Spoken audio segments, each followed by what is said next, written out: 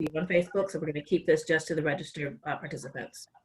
Okay, so I have us recording in the cloud. I'm about to start broadcasting. Make sure everybody should be have their cameras off and be on mute currently.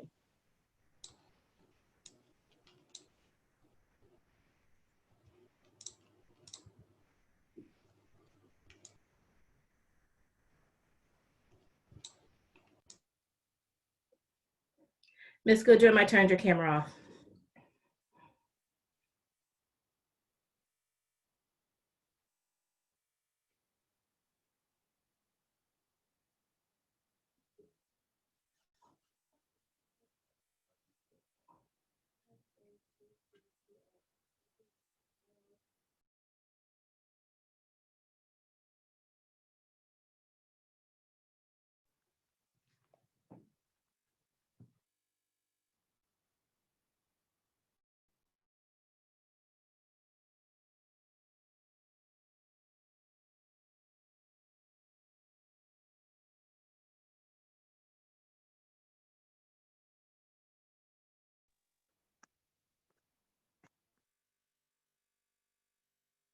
Can you guys hear me?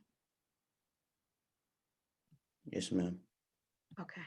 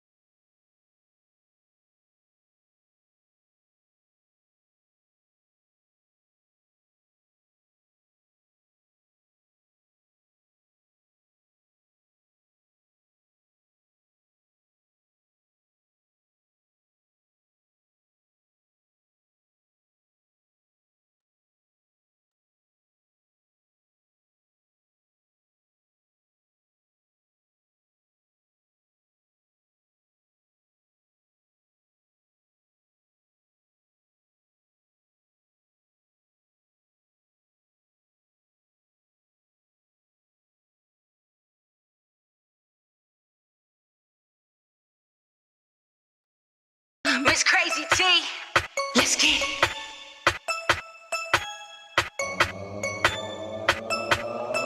I'm a leader, I'm a leader, I'm a believer, I'm a believer. I'm the future, I'm the future, I'm a dreamer, I'm a dreamer. The thrust, that's us, that's us. Jack and Jill, who we trust, who we trust. I'm a leader, I'm a leader, I'm a believer, I'm a believer. I'm the future, I'm the future, I'm a dreamer, I'm a dreamer. The thrust, that's us, that's us. Jack and Jill, who we trust, who we trust. I'm a future doctor, lawyer, teacher, preacher. I'm a scientist. I can do anything, my skills that I'm applying in. I can own my business. Ask me, am I hiring? Y'all can't stop me. The hating, just retire. See, I'm focused, no for it. Yes, I'm driven with no limits. I can go around the whole world. I am on the mission. Listen, I don't pay attention. If it ain't about the business, I'm too focused on my future. Naysayers, keep your distance. Up in the land, making our plans for fundraising, stacking our bands, sticking together like a fam, working with kids, helping hands. We do what we can. We do our part from finish to start. A work of art, spending our time, freeing our minds, giving back straight from the heart. I'm a leader, I'm a leader, I'm a believer, I'm a believer. I'm the future, I'm the future, I'm a dreamer, I'm a dreamer. The thrust, that's us. Jack and Jill, who we trust, who we trust. I'm a leader, I'm a leader, I'm a believer, I'm a believer. I'm the future, I'm a dreamer, I'm a dreamer. The thrust, that's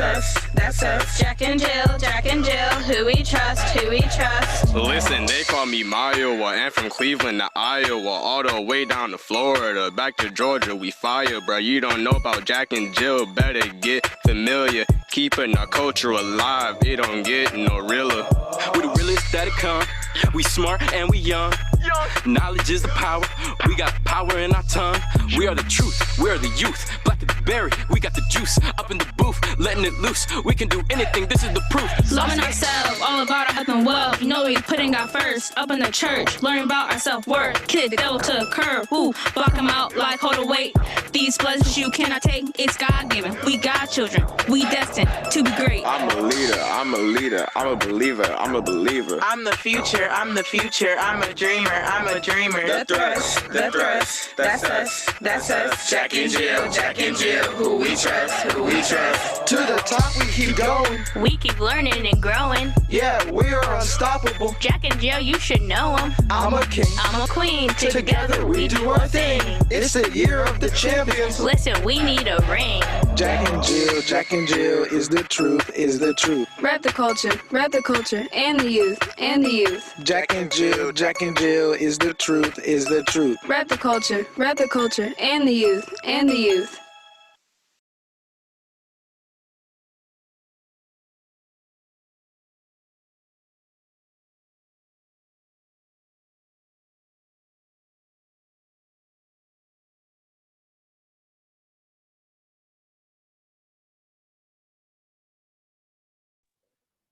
Welcome attendees. We will begin in just a moment.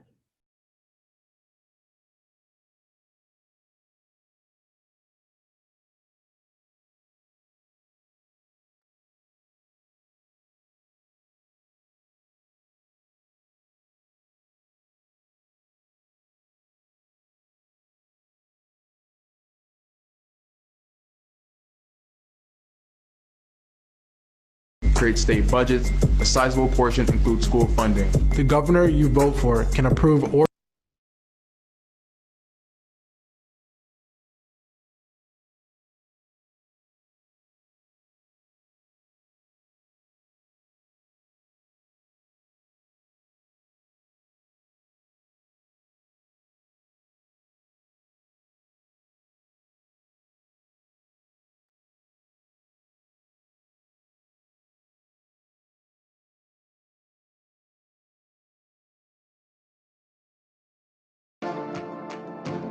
Why does your vote matter?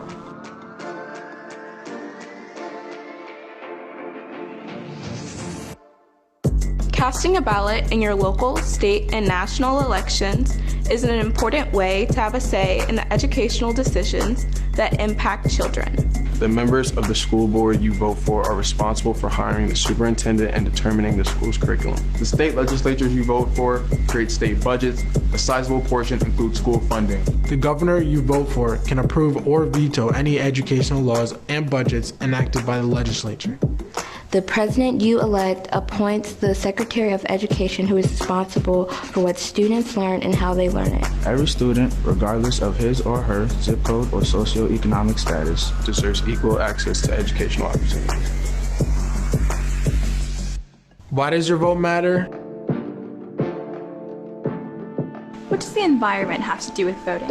The air we breathe and the water we drink are impacted by the people we vote for. Because they regulate the laws that are supposed to protect us. More than half of the people who live within 1.86 miles of toxic waste facilities in the U.S. are people of color. Even though people of color contribute less to the overall problem of air pollution, they are affected by it more. Black people are exposed to 56% more pollution than they make. A study by EPA scientists found that in 46 states, communities of color are more likely to be exposed to higher levels of dangerous air pollution as compared to white communities. Why does your vote matter?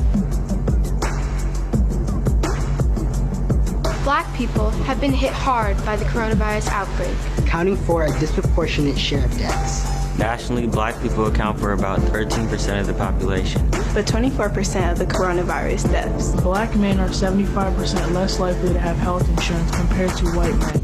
Black women are 3 to 4 more times likely to die from pregnancy complications as compared to white women. Societal factors and access to quality care, rather than genetics, contribute to a 2.5 times higher prostate cancer mortality rates for Black men compared to non-Hispanic white men. Research has shown that for patients of color, the lack of diversity among U.S. clinicians can translate into less responsive care. Why does your vote matter?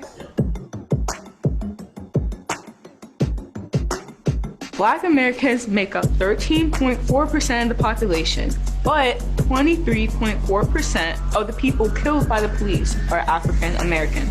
African Americans are imprisoned at 5 times the rate of white Americans. And almost twice the rate of Hispanic Americans. White Americans and Black Americans use drugs at similar rates. But African Americans are arrested at a higher rate. Black Americans are 3.7 times more likely to be arrested for marijuana use. People of color have accounted for a disproportionate 43% of total executions since 1976. And 55% of those currently awaiting execution. Why does your vote matter?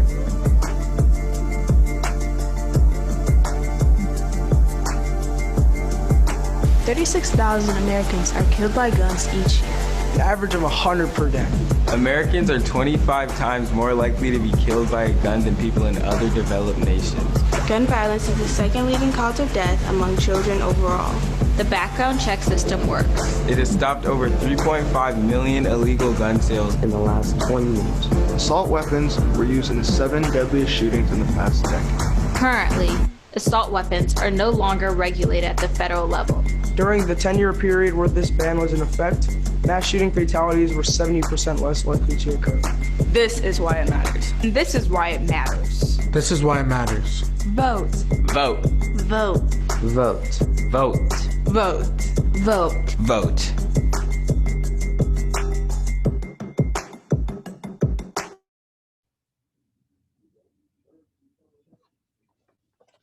Good morning. I am Jessica Price-Smith, the president of the Cleveland chapter of Jack and Jill of America Incorporated. Welcome to the 2020 Virtual Teen Summit in the Land, Young and Black in America, Voices for Change. We are honored to have the Midwestern Regional Director, Tanya Watson, tuning in with us this morning, as well as our regional teen leaders. We welcome chapters throughout the region and all of our guests from the community. Founded in 1938, Jack and Jill of America is an organization of mothers with children ages 2 to 19 dedicated to nurturing the future African American leaders by strengthening children through leadership development, volunteer service, and philanthropic giving, and civic duty. The Cleveland chapter of Jack and Jill was established in 1949. For 71 years, the families of the Cleveland chapter have been an integral part of the Cleveland community. Our history in this city runs deep and inspired our current chapter theme, Rooted in a Culture of Excellence. Strong roots give children the foundation they need to thrive. Grounding them in their history gives them the courage to be their authentic selves and empowers them to find and use their voice to shape the world into what they believe it can be. Today, we come together to hear the voices of our teens as they share their hopes and present their ideas on issues that impact them and all of us. Led by our teen president, Morgan Hill, teen vice president, Kendall Long, and teen legislative chair, Myowa Nicholson, today's event is being facilitated by the teens of the Cleveland chapter of Jack and Jill. Thank you again for joining in with us today, and it is now my pleasure to turn this program over to Teen President Morgan Hill.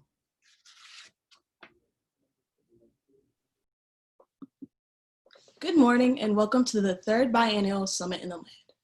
I am Morgan Hill, the Teen President of the Cleveland chapter of Jack and Jill. Thank you for joining us today. I'm choosing to look at this unprecedented conference for several reasons. I'm choosing to look at the positive side because we are able to offer the summit to a larger audience. We have teens and adults from Ohio, Florida, Indiana, Illinois, Michigan, and Missouri joining us today. The theme for this year's summit is Young and Black in America, Voices for Change. Our agenda was developed by teens and is focused on issues and concerns relevant to us. Our agenda is designed to encourage to find us and use our voices to make a difference in our lives, our communities, our country, and our world. The panelists and speakers are a combination of adults and teens who will address the topics of voting, police reform, equality in education, and using our voices in a predominantly white space, and creating and growing movements in our communities. Before we begin, I would like to thank the Cleveland chapter president of Jack and Jill, mothers and teens for their hard work in putting in this virtual summit together. Thank you to the Cleveland chapter president, the Honorable Jessica Price Smith, for her leadership and guidance. I would like to thank our panelists and speakers for lending their time, talents, and voices to our conference. I would like to extend a special welcome and thank you to the Midwestern Jack and Jill Region Team President, Richard Chandler, for joining us and participating in one of our panel discussions. Also joining us today is the Jack and Jill Midwestern Regional Teen Vice President, Devin Vowles. Welcome and thank you for your attendance. Lastly, I would like to thank all of you for getting up on a Saturday morning and logging into another Zoom session. As we have a couple of housekeeping rules, please keep your video off and muted. And if you have a question, please raise your hand if you would like to speak, or you can post a question or comment in the chat. We ask that you place your screens on gallery view and your mics muted. Now I would like to introduce Cassidy Roberts, who will bring on our first speaker.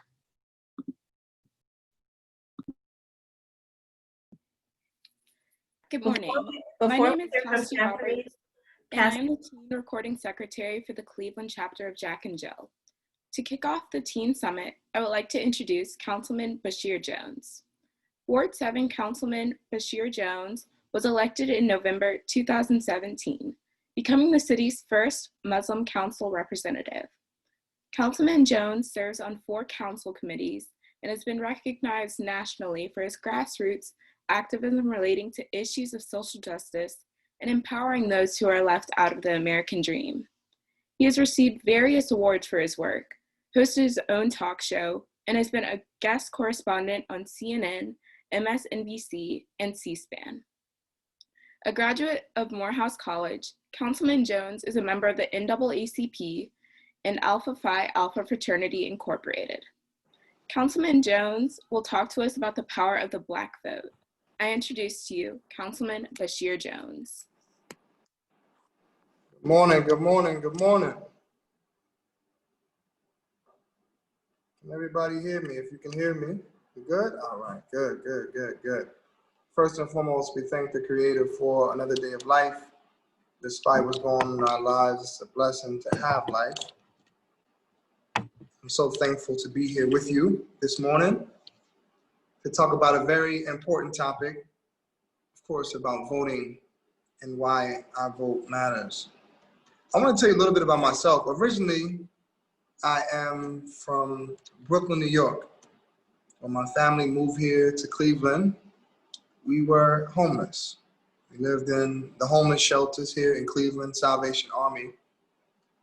And while we lived in this homeless shelter, my mother, she would take us to go feed other homeless people. At a very young age, she was teaching us that no matter how bad you think you have it, somebody has it worse than you. No matter your situation, no matter your struggle, the medicine for our anger is gratefulness, being grateful. You know, though we are talking about voting I want to talk to you about something that is the foundation, I believe, even before you go into that ballot box. There's a certain foundation that you and I should have as individuals. You know, a lot of people, they make the statement, why are young people so angry? Why are they not involved? Why are they not doing this? Why are they not doing that? In order for you to understand the young person, I think that you have to understand 4 E's. How many E's? 4 E's. The first E is environment. All right, so let's do this. Let's take a dog. We're gonna take 2 dogs, all right? We're gonna take one dog from Huff, where I'm from, and we're gonna take a dog from Solon, all right? Where some of you may live. Now this dog from Solon, his name is Smoochie. We feed him steaks and lobster. If he goes missing, $20,000 billboard. It's a billboard. $20,000 if you find Smoochie. You can take Smoochie to the park. He plays with the other dogs. Even him and the owner, they kiss each other in the mouth, all this type of stuff. That's why I don't drink after people. Yeah, man. Smoochie, man. He got the new Jordans, the new sweaters. I mean, Smoochie is something else, man. But the dog that come from where I come from, his name is Optimus Prime, Brutus, Rufus, Killer. We feed him hot sauce, gunpowder, hot Cheetos. You can be walking on the other side of the street. You pose no threat to the property that Rufus is guarding, but yet and still he want to jump over the fence to get you. Even the cats are mad in certain neighborhoods. The squirrels don't even run from you no more. They just walk across the street. Now, if the environment has an impact on animals, then imagine the impact. Imagine the impact that it has on human beings, where we live in a box and we wonder why we can't think outside of it. There are certain people in our neighborhoods who live in certain areas and they can't even go to other streets without problems, without issues. I want you to remember that. The next E is exposure. How many of you have walked into somebody's house and when you walked in, it smelled like death? You walked in, man, and it was like, my God, it's funky in here. They playing Fortnite. They playing video games. You're like, they don't smell this funk?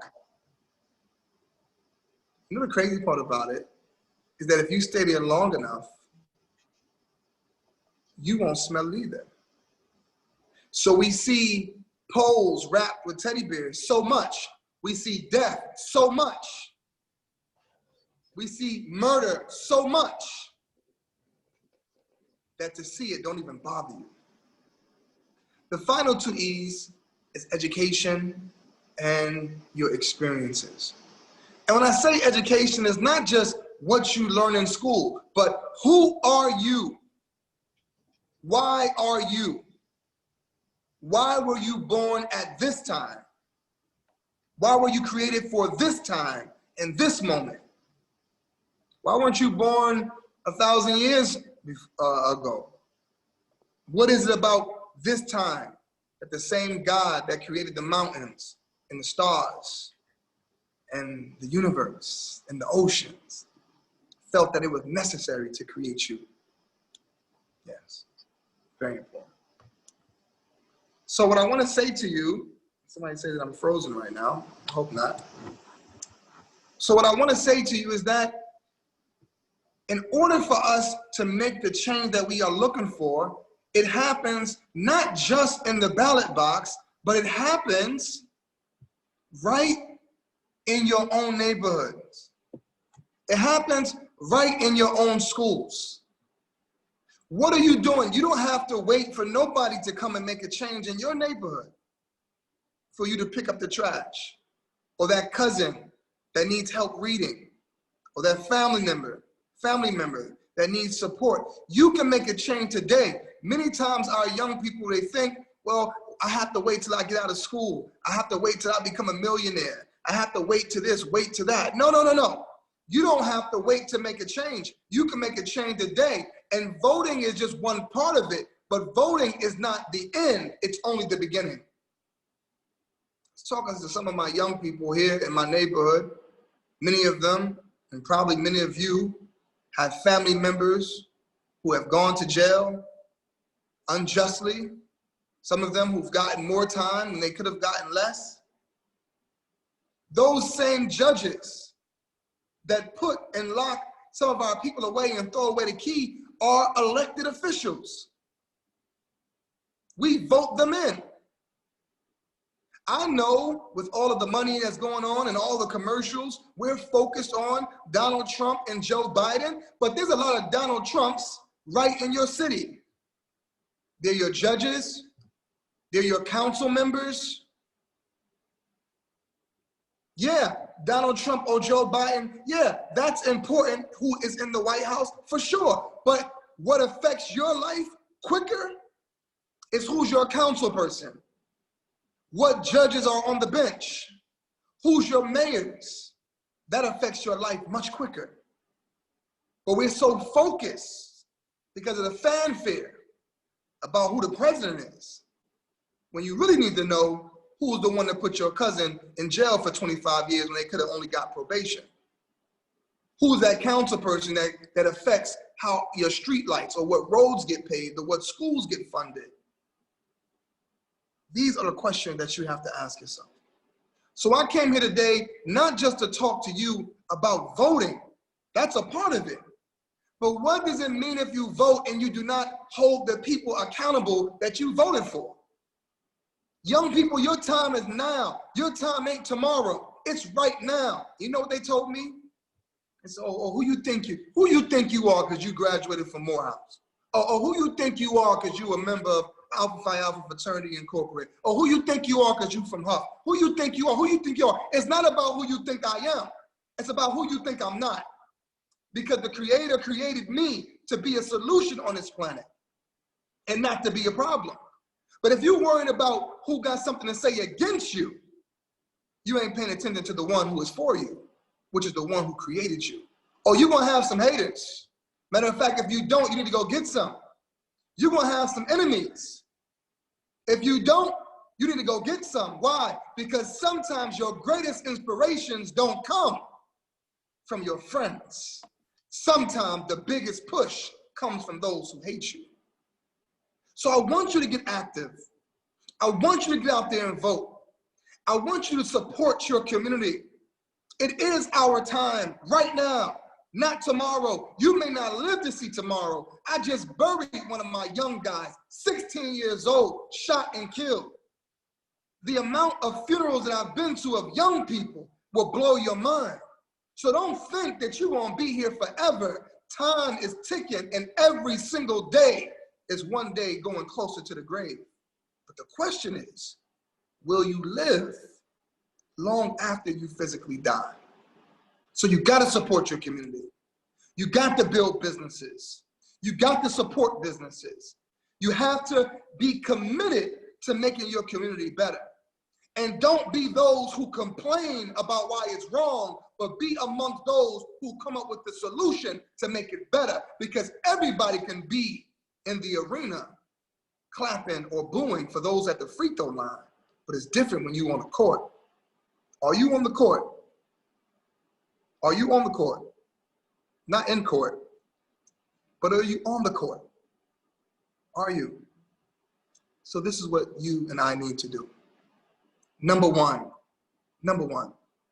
recognize that you are a vessel of the greatest energy, which is God. That can't nobody stop you because they didn't create you. And you can't destroy what you didn't create. Recognize that you are great and that God created you for a reason. That's number one. Number two, be careful of the people that you call your friends, because those who can hurt you the most are those who are the closest to you. Be careful of who you spend your time with. Number 3, I want you to be very mindful about how you speak to yourself. Speak life into yourself. You see, during these moments, we get real hyped about voting because everybody talking about it, right? But then after November, we done talking about it. But if it's inside of you to want to make a change, then it don't matter how many commercials is on. You're gonna stay engaged to making your community better. You got it, Joe. I'm telling you, you got it. Some of you have experienced some serious trauma. Some of you have been through a lot trauma, and some of you are still going through it. But recognize that the greatest diamonds went through the greatest pressure, and you are here for a reason. So I want you to know that no matter who the president is, God is still God. No matter who the president is, you are still capable and able to make the change that you are looking for. But you must be the change. Don't wait for somebody else to make a change. Be what you are looking for. Thank you so much for the opportunity to be here with you. I am so excited for your future, and I'm so happy about your present. And you have everything that you need to be successful. As long as you recognize that success don't got nothing to do with what's in your banking account. It don't have nothing to do with what clothes you have on or what car you are driving, because I ain't never seen no U-Haul follow behind a hearse. What makes you successful is what did you do with the gifts that God gave you? What did you do with it? If you're on this thing right here, then I know that you're already on the right path because of these amazing people who are here. May God bless you. May God protect you. May God strengthen you. May God bless you to see the best within yourself. Now, thank you for the opportunity to be here with you. Make sure you get out and vote. But more importantly, make sure that you hold people accountable that you have voted for. Thank you so much.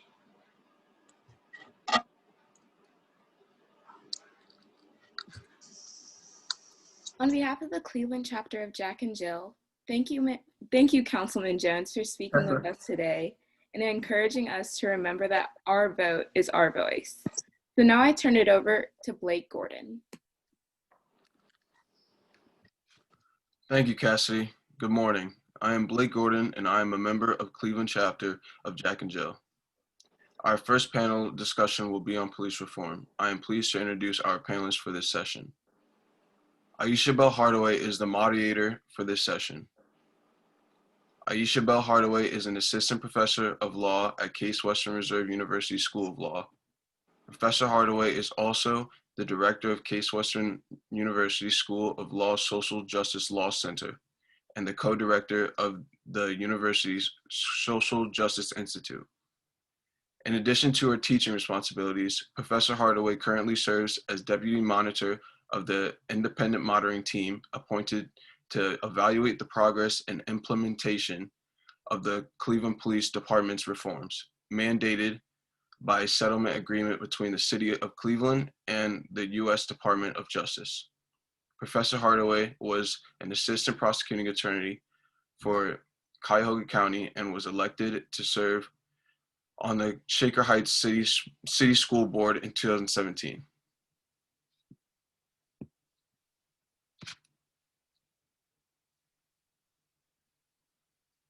Next, we have Chief Dennis Hill. Dennis S. Hill has served as Chief of Safety and Security / Chief of Police for the Cleveland Metropolitan School District since September 2019. Chief Hill has distinguished himself during 32 years of law enforcement experience. Previously, he has served as commander of the 5th District for the Cleveland Division of Police, where he focused on improving the law enforcement response to calls for service and encouraging innovations in police responsiveness to community needs. Chief Hill has overseen numerous high-profile criminal cases and has been a consultant to several cities working on the executive searches and police projects.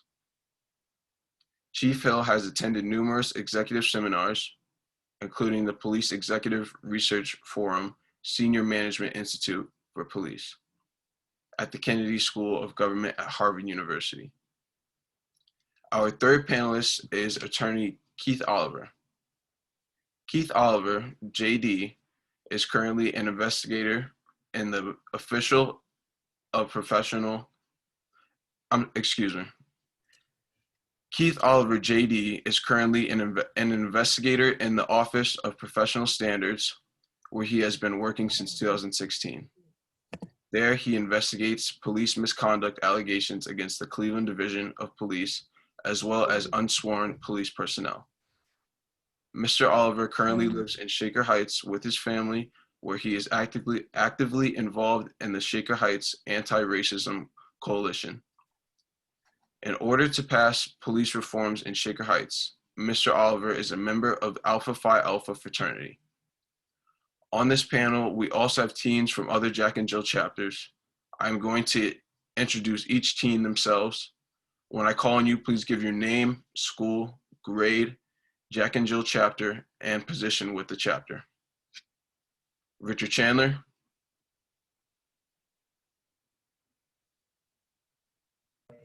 Hello, everyone. My name is Richard Chandler. I'm from the Derby City chapter, and in Jack and Jill, I serve as the regional team president. Thank you. Jaden Blake.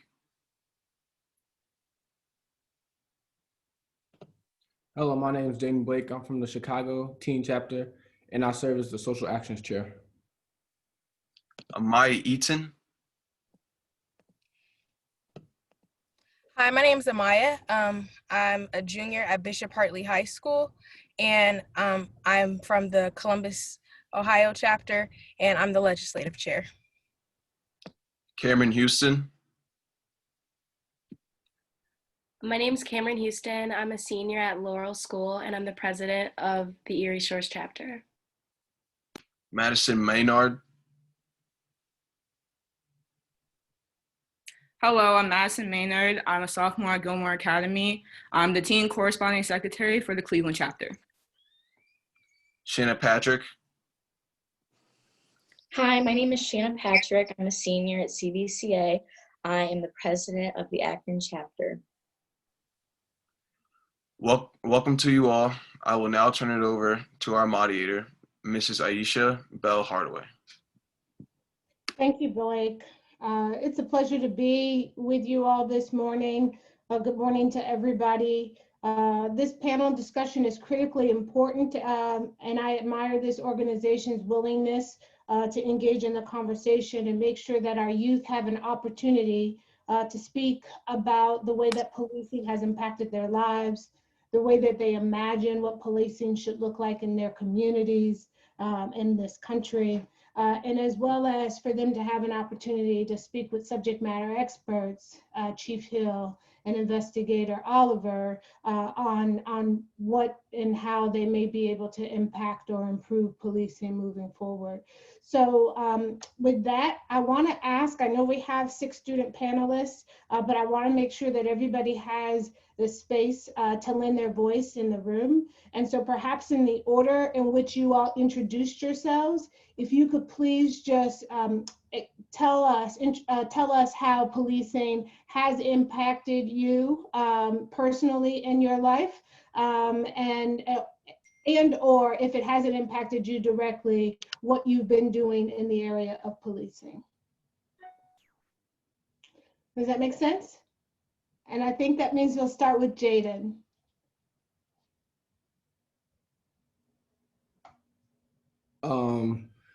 Police reform, policing has impacted my life in a lot of different ways. Ever since George Floyd, me and my brother, we drove from Chicago all the way down, which was a 12-hour drive. We didn't tell our mom because my mom didn't want us to go protest. But me and my brother felt it was necessary because living in Chicago, we get harassed by the police a lot, and we just felt this cause was very important, and we felt that we had to let our voices be heard. We drove down 12 hours and we slept in a car. We went to all the protesters. I got pepper sprayed, tear gassed, and I got shot 7 times by rubber bullets. then after coming back from that, it was kind of like a break.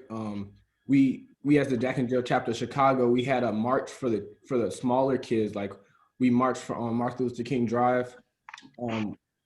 Then after that, my cousin Jacob Blake got shot 7 times in the back in Kenosha, Wisconsin. So that was kind of hard for me because I felt like police has just been affecting me a lot, and then for that to happen, I felt like it was just kind of like a kick in the teeth because I felt like I was trying to make a stand for everything, and then for that to happen to my own cousin, it was just kind of like really disappointing. And so then I've been marching down there. I just been trying to get voters registrations together, and yeah. Thank you so much for sharing that with me. My prayers and best wishes to your family.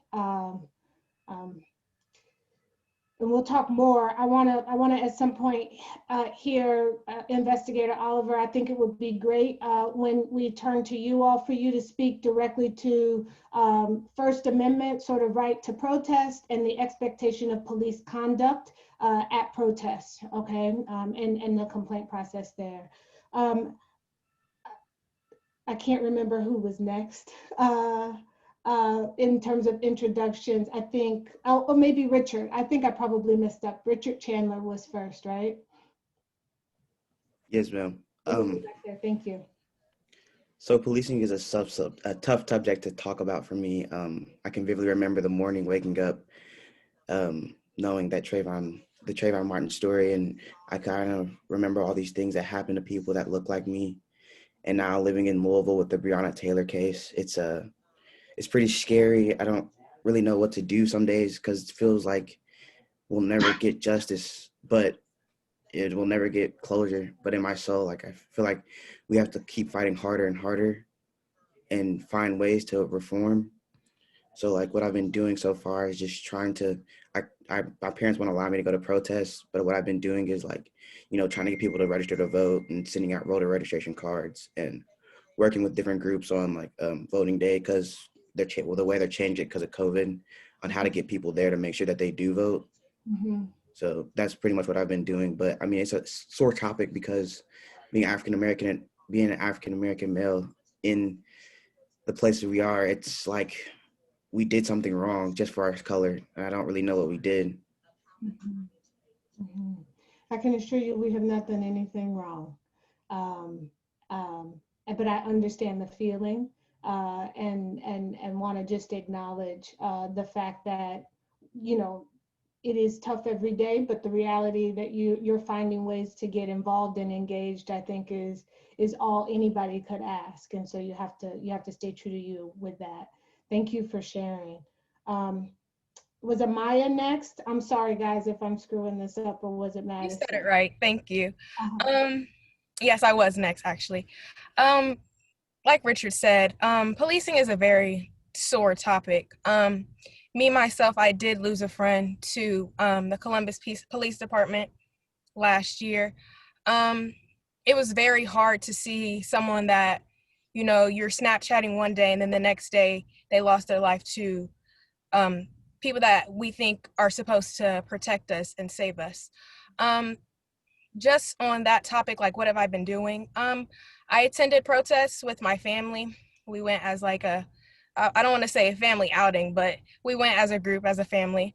My mom, my dad, and my cousins as well. It was great to see how much we came together as a community, as a Black community in Columbus, Ohio, just downtown protesting for what's right. And I have been working with like organizations like When We All Vote to get voter registration out there and things like that. Thank you. Mm-hmm. Is it Cameron or Madison next? I'm sorry. I think it was me. Okay. I've never been directly affected by the police, but after everything that's been going on and George Floyd, I think I became more aware of what was going on. When I was little, learning about Trayvon Martin and Tamir Rice definitely was something that was surprising to me, especially because I had always thought stuff like this doesn't happen in Cleveland. It doesn't happen where I'm from. And the killing of Tamir Rice kind of just opened my eyes to how it could be me at any moment, how it could be my brother and my closest friends, cousins, loved ones, stuff like that.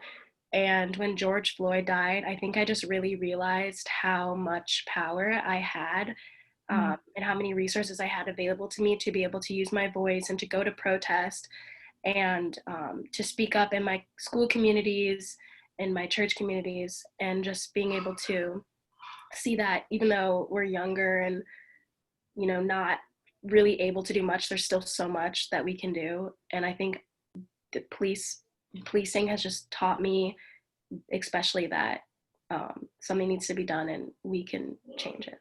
Yeah, yeah. I love the fact that you said you recognize how much power you have. That is encouraging. Madison, were you next? I think talking about power is a perfect segue to the work that you've been doing, Madison.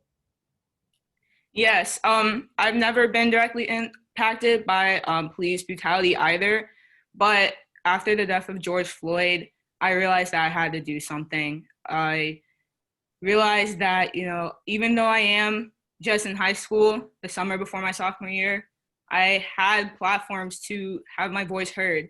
So I started an organization, I co-founded an organization called Minorities Together Movement. And what we've been doing, the very first thing that we actually did was we hosted a unity rally in Shaker Heights to bring awareness to police brutality. We honored George Floyd and we had speakers. And after that, we started working with Shaker Heights directly to pass police reform in Shaker Heights. I've worked with the Shaker Heights Anti-Racism Coalition, which Keith a part of, and I've also worked with When We All Vote as well. My cousin is a part of that. So we've been working a lot to pass police reform in Shaker Heights and eventually to spread it across, you know, Cleveland Heights, Mayfield Heights, Highland Heights. So that's pretty much been our goal this summer, and we're still continuing our work. So yeah.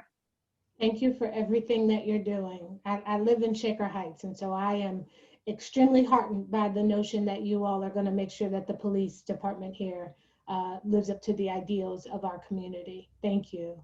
Shayna?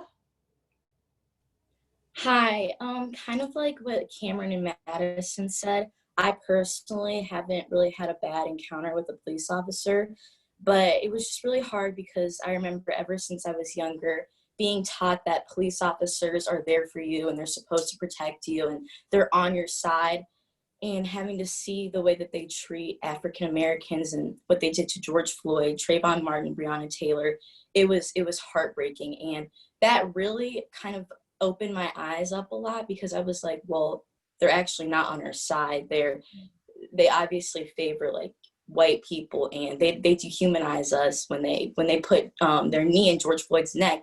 That was so heartbreaking, and that really impacted me. And that kind of allowed me to open myself up more and have those tough conversations with my friends and kind of express how I feel more about these situations. Whereas before, I would have stayed quiet and not said anything. And what my family and I have done, we have participated in marches.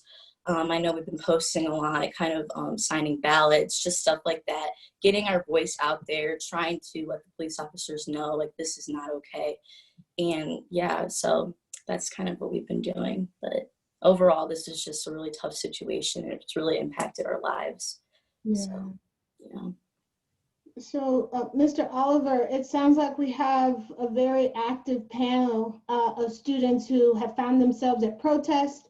And unfortunately, Jaden has even had multiple uses of force used against him while protesting. I wonder if you, as the subject matter expert, could talk to us a bit about the right to protest and the expectation of how police should conduct themselves at protests.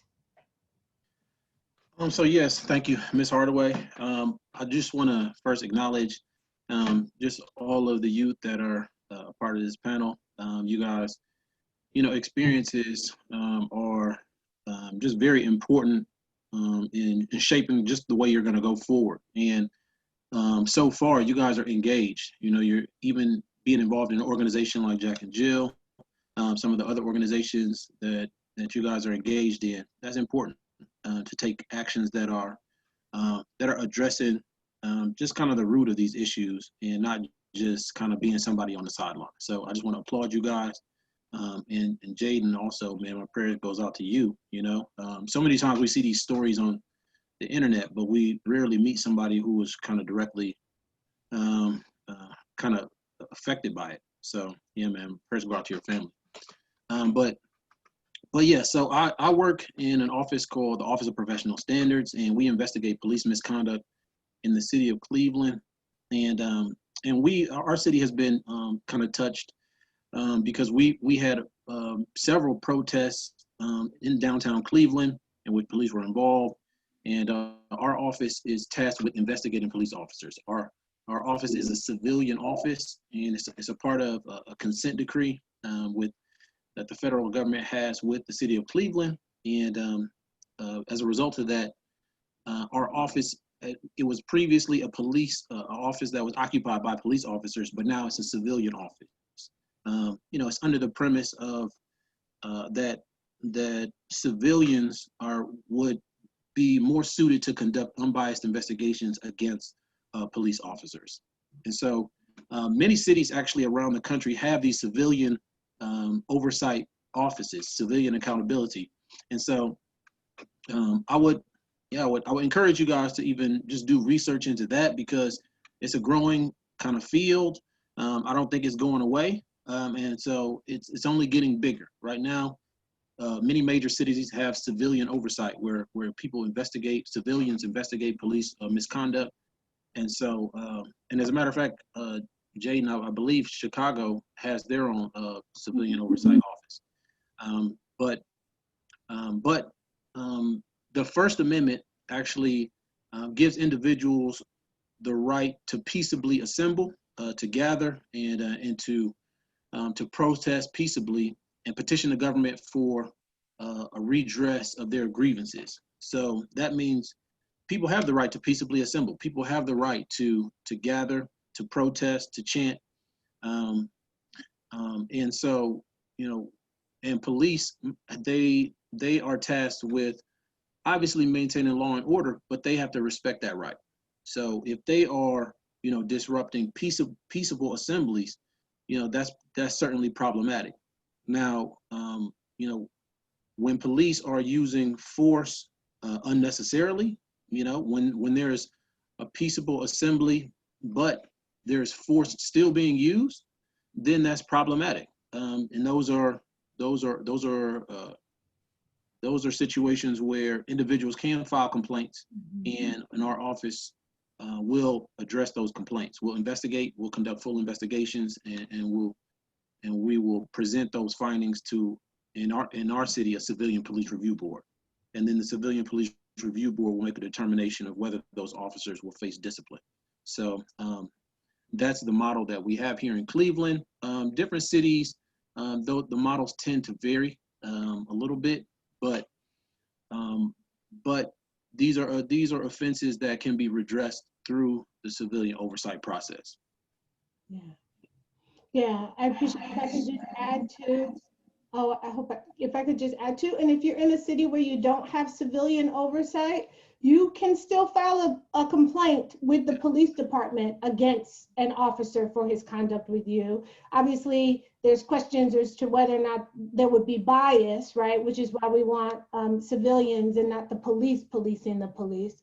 But if you don't have an Office of Professional Standards or something like it in your particular city, you absolutely should still be able to file a complaint with the internal affairs department of any police department. And I want to hear from the students, if you could share a bit about what your schools look like. And I know we're in the middle of a coronavirus pandemic, and so many of you may not currently be physically in your buildings, but you were for the majority of last year.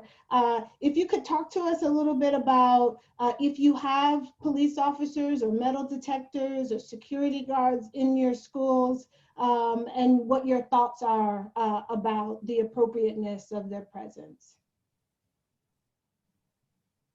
And let's go in reverse order. How about that? So Shayna, I think that means you're up first. So in the past, my answers kind of changed a lot, but in the past, when the whole school shooting was going on, I personally felt safer with them there because I just assumed like if someone's gonna come in, like the police is gonna protect us, you know? But nowadays, you don't know if, even if they physically see the school shooter, how do you know they won't turn their gun on you? So honestly, I don't know if I feel safer with them in my school anymore. I don't know what we would do in that situation without them there, but I really don't know if it makes a big difference because I feel like we would be in a more dangerous situation nowadays. So that's personally how I feel about that. Madison, were you next or was it Cameron? I think it was Madison. Yeah, it was me. So I do not have any police officers at my school, but I have done a lot of research on like just hearing both sides of the argument. Like, so I read an NPR article last night about a kid who said that he lives in Chicago. I think his name was Antonio Magic. He's also an activist. He said that the only time he interacted with the police in his schools was when he was arrested 3 times. So that alone is just a major problem. Why are the only time the police officers ever interacting with the kids in the school being arrested? That does not sound safe to me. And I feel like, you know, just every single day, especially if you're a young child, even all ages, but especially if you're a young child walking into a school with metal detectors, seeing police officers every single day, you know, it could feel kind of like, just like, in my opinion. I mean, I feel like that's just, you shouldn't have to feel this overlapping cloud, like, oh, if I do one little thing, I could get arrested. Because what I was reading was Antonio said that he was arrested for talking back to a teacher. And he was arrested for like just getting into a little, he got into a fight, but he got arrested for the fight. And I feel like those are just reasons, those aren't reasons for a 14, 15-year-old kid to get arrested. So I understand the other side of it, as, you know, security guards can keep the school safe. Hopefully they will keep the school safe and won't have any conflict in the schools.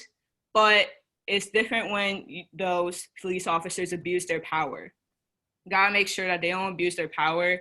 And don't you want the police officers in your school to like at least develop some sort of relationship with the kids? So I just feel like it really just comes down to, are they well trained, and are they going to really keep you safe, and are they abusing their power in the schools?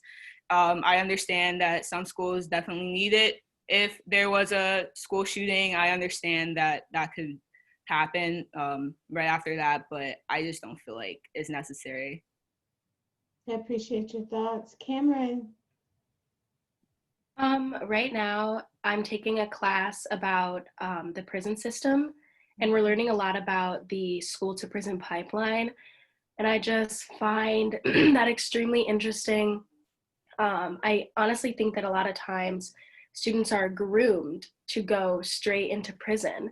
And I think that I have never had police officers at my high school, except for when there was a lot of school shootings going around, and I never felt particularly unsafe. But when I went to a public school from kindergarten to 8th grade, there were police officers, and oftentimes there would be fights in the hallways, and police officers would be ripping kids off of each other. And it's just that, it's just like, it's putting that fear in people that you should be afraid of police officers instead of that they're there to help you. And it just sets up this relationship that's extremely toxic with the community and the police officers. And I've never even been in a negative situation with a police officer, but when I see the police when I'm driving, I immediately get anxious. When I see the police, I'm nervous, I'm scared, like I don't feel safe or protected or anything like that at all. And a few years ago, I think it was, a video surfaced of this girl. I can't remember what grade she was in. I think she was probably in high school, and she was leaving her cafeteria, and she had a milk carton, and I guess you weren't allowed to take the milk cartons out of the cafeteria. And the principal was there, like trying to break up the police officer from pinning her on the ground. But it escalated so fast that he had like chased her out the door and was holding her onto the ground, pinning her onto the ground, trying to handcuff her, telling her she was under arrest for taking a milk carton out of the school.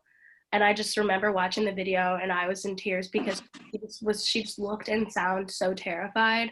And I know that if I was in that position, I would be so scared, like 100% fearing my life. So I definitely don't think that the state we are in now, police officers need to be in schools. I think that there are better ways, better people who are like better trained to handle classroom disputes and to handle fights in the hallways and stuff like that, that the police officers are supposedly there to do. Because I think that right now it just sets up like a fear of police officer that we already have too much of. Yeah, thank you for sharing. And thank you for doing research. Maya, can you speak to whether or not you have officers in your building? I do have a former police chief at my school. His whole purpose there is really just to, ensure our safety at the school. With him there, it's really just kind of more of a maintenance purpose. Like if somebody is, you parked in the wrong spot, he's gonna call your name over the PA and make sure you get parked in the right spot. So from that point of view, he's also an alumni of our school. So I feel with him there for that purpose, like, yes, like I appreciate you being there. I appreciate what you do. I appreciate your job as your purpose of being there. But like what Cameron said, it's just, I feel like there are people that are more trained, like counselors. Like if a child is misbehaving or there's a dispute between students, I feel like there are counselors or psychiatrists or people that are trained mentally, like for mental health abilities, that can help these students with these problems. I don't think it needs to escalate to police officers because, like Cameron said, when I think of police, it doesn't really think of, my mind doesn't go to safety or protection. It really just goes to anxious, nervous, terrified. How am I going to live to see the next day? It's not really a positive outlook. So that's my. Thank you. Jaden, if I could get you and Richard then to speak on this, and then we're going to bring Chief Hill into the conversation. Jaden, are you there? Oh yeah, I thought it was Richard's turn. My fault. No, in Chicago, I went to a public school for grammar school, and the police system in Chicago, I almost say it's like intertwined. All the public schools have Chicago police officers in the school, and metal detectors. In grammar school, like everybody else was saying, a lot of my friends did get arrested for fighting in school. There were always police handcuffing kids. And I feel like that's just, at that age, it brings a bad taste to your mouth because now you're going to remember your interaction with a police officer in school. Leaving grammar school, I ended up going to a private school thinking that it would be better. We don't have metal detectors in our private school, but we do have police officers. And just the switch from a private to a public school, there isn't you don't get arrested for fighting in schools. You just get a detention or something like that. It's way more, and my school is predominantly white. And I just like it being right down the street from a public school with police officers just shows how the system is built to allow Black people to feel a certain way towards police officers. I feel that it just doesn't make sense that Brian at a private school gets in a fight, he gets a detention, but Bryson at a public school gets in a fight and he goes to jail, and now that's on his record, and now he's trying to figure out, like, trying to get a job, but now he's at a certain disadvantage now just for something that he did in high school, just being a kid. But Brian is just okay living his life, just got a slap on the wrist. Yeah, no, thank you so much for highlighting the disparity, right, in the way that our schools are treated. And then if we could, Richard, if you'll speak to sort of your experience with it. So I'm in the same boat as Mr. Blake. I started out at a private school. We had no security, and the only police officer we had was a crossing guard. So there was no security, and when kids would fight, it'd be, oh, don't do that, slap on the wrist or things like that. But after my freshman year, I decided to transfer to our public school, and we have one student resource officer is what they call it at in our school system.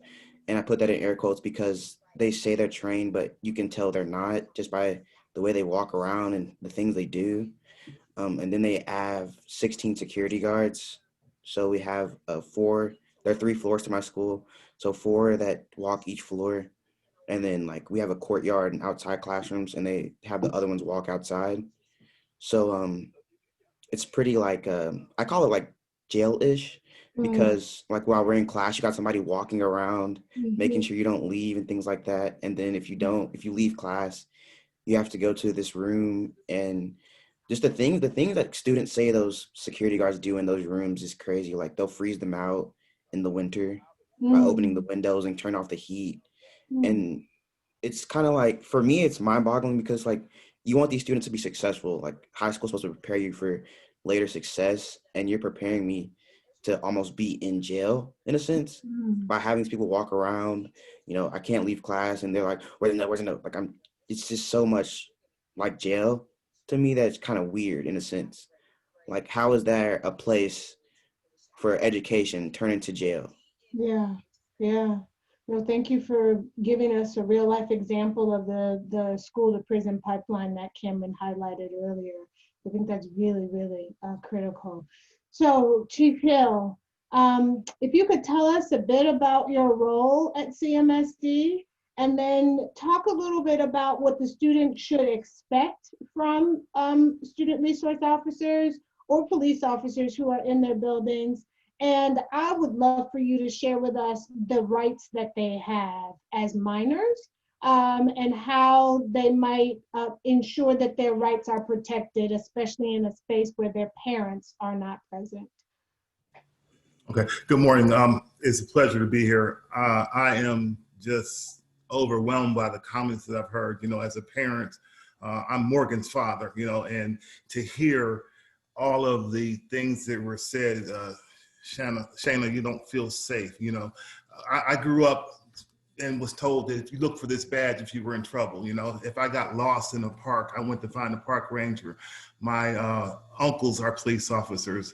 My brother was a police officer. So I always looked at this as a symbol of help and hope. And it breaks my heart that our young people don't see that, don't feel safe, don't feel safe in their neighborhoods and schools.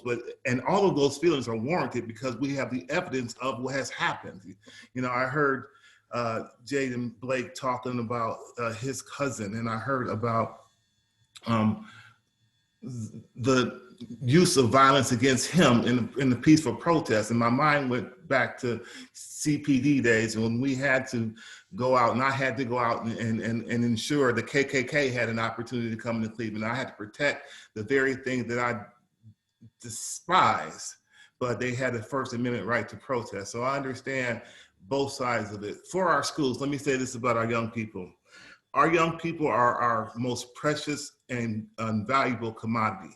We put alarms on our homes and on our cars. We put our valuables in the bank or safe deposit box. Why would we not invest in our children? So I want to take some of that stigma of metal detector and x-ray machine. It's not to harm you, it's to protect you.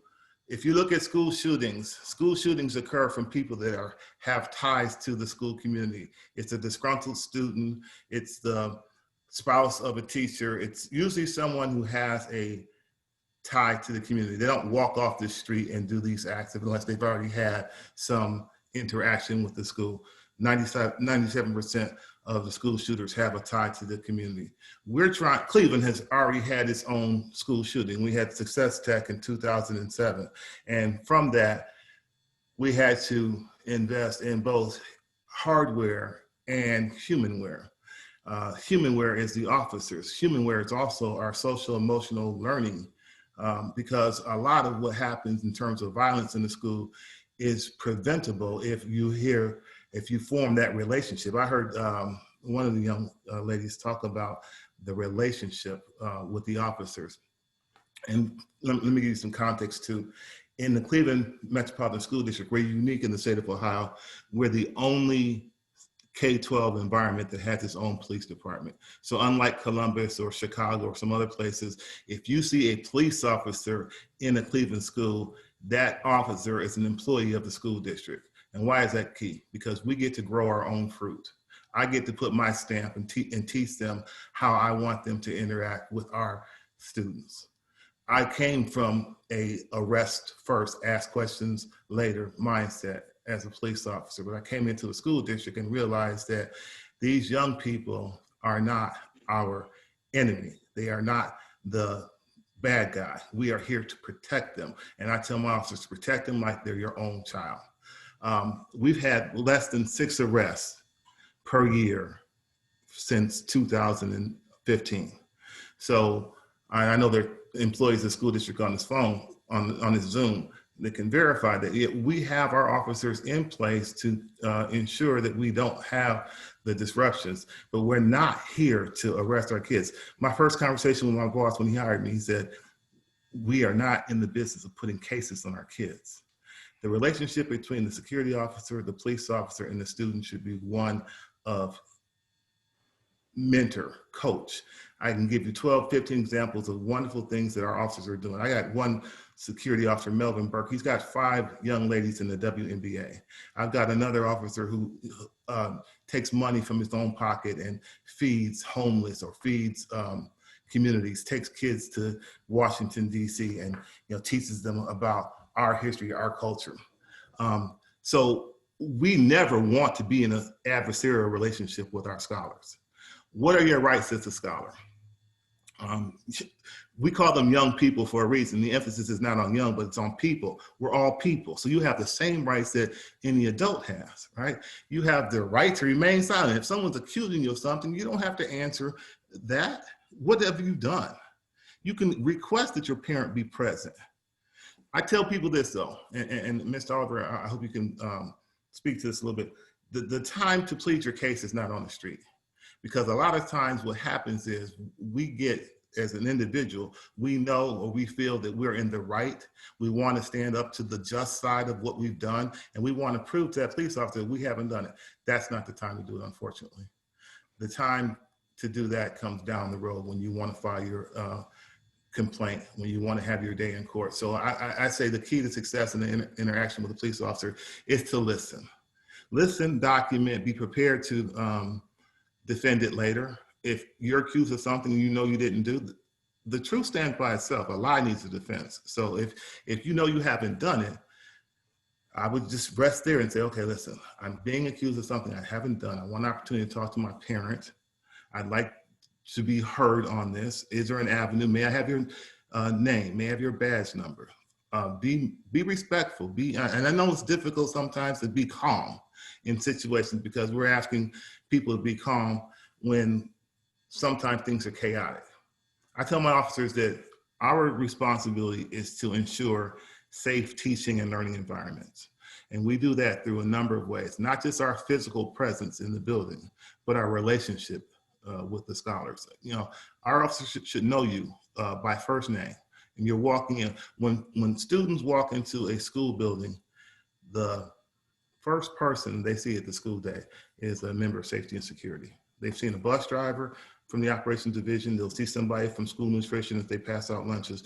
But that second or third person they see is a security officer. If you're not encountering that scholar with a, hey, good morning, how are you doing? Good to see you, Madison. If you're not building that relationship, then you can't be successful.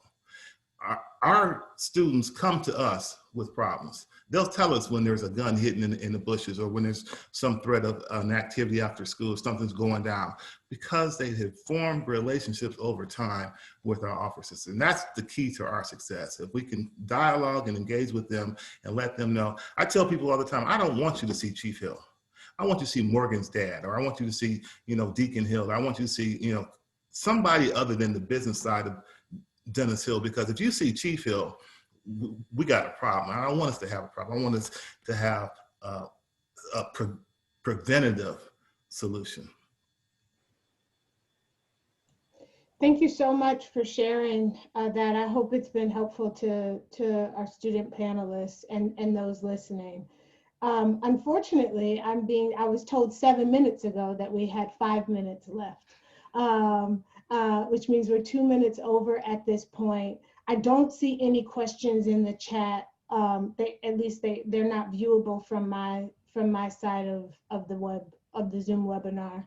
So if there are questions that need to be asked, I would say that someone would put them in the chat for us. Otherwise, in the interest of ending in a timely fashion, I think I probably have to bid us all farewell. Thank you so much for your engagement.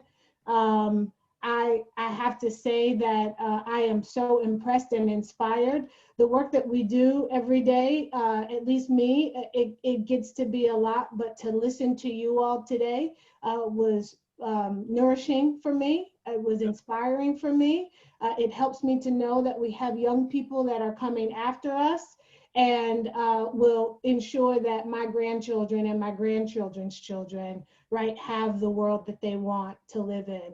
So thank you. Please keep doing what you're doing. Reach out to me at any point if you want to connect on this issue. I'm sure the same is true for Chief Hill and Investigator Oliver. We're open and present for you guys, so please let us know.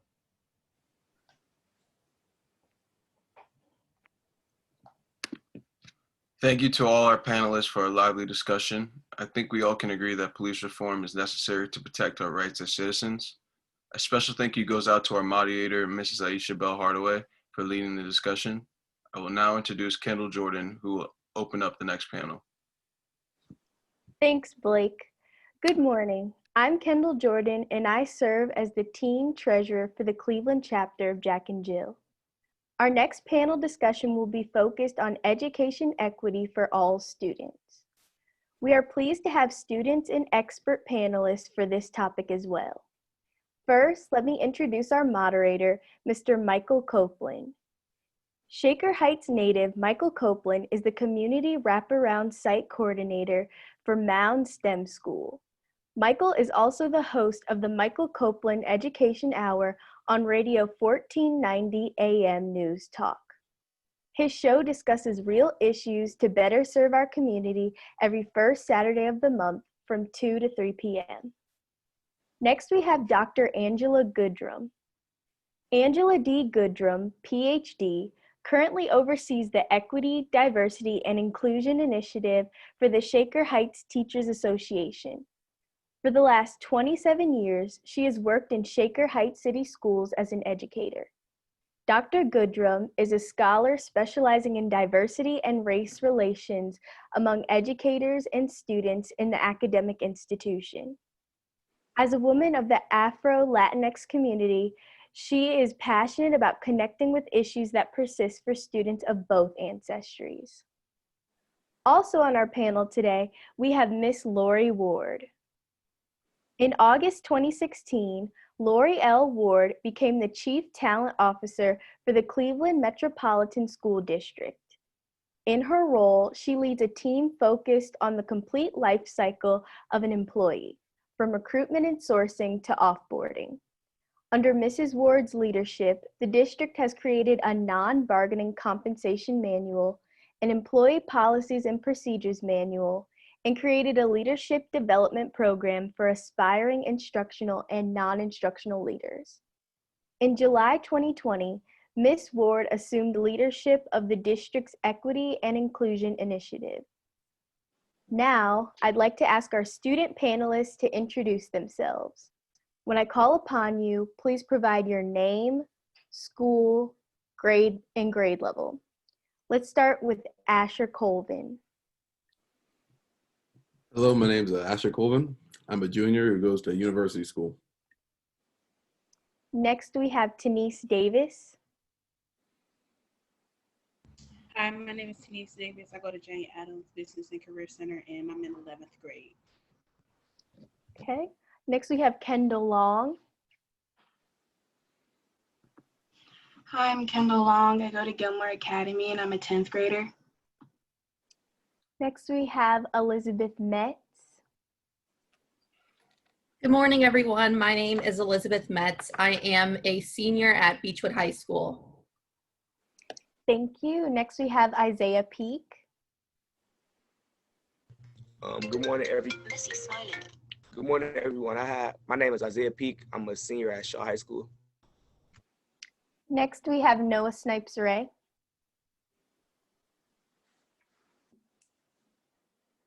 Noah Snipes-Ray. Are you there?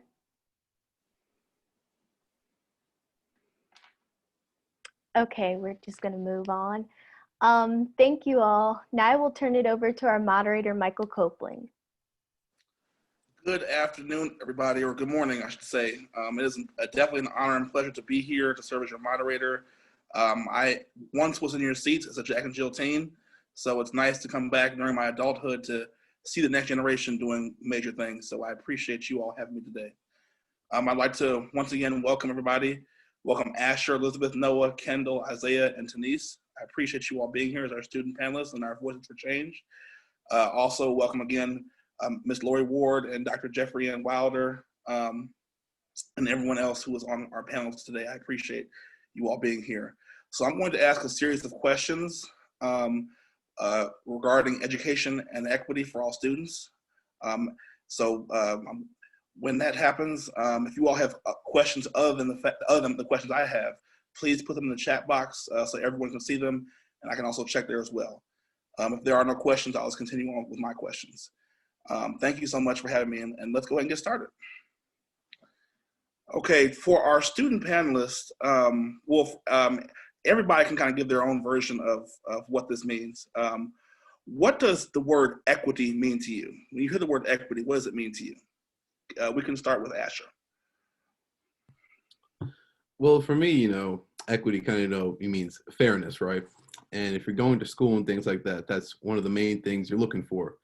Fairness in the environment you're working in. And, work environment, fairness, how that relates is, like if you're working on like a paper or something, you want to be in an environment, a quiet place or a test or something. But when it comes to equity in the environment in school, you want, how teachers are going to treat you, how, the students are going to treat you, just how the environment, kind of works with you and things like that. Excellent. And Elizabeth.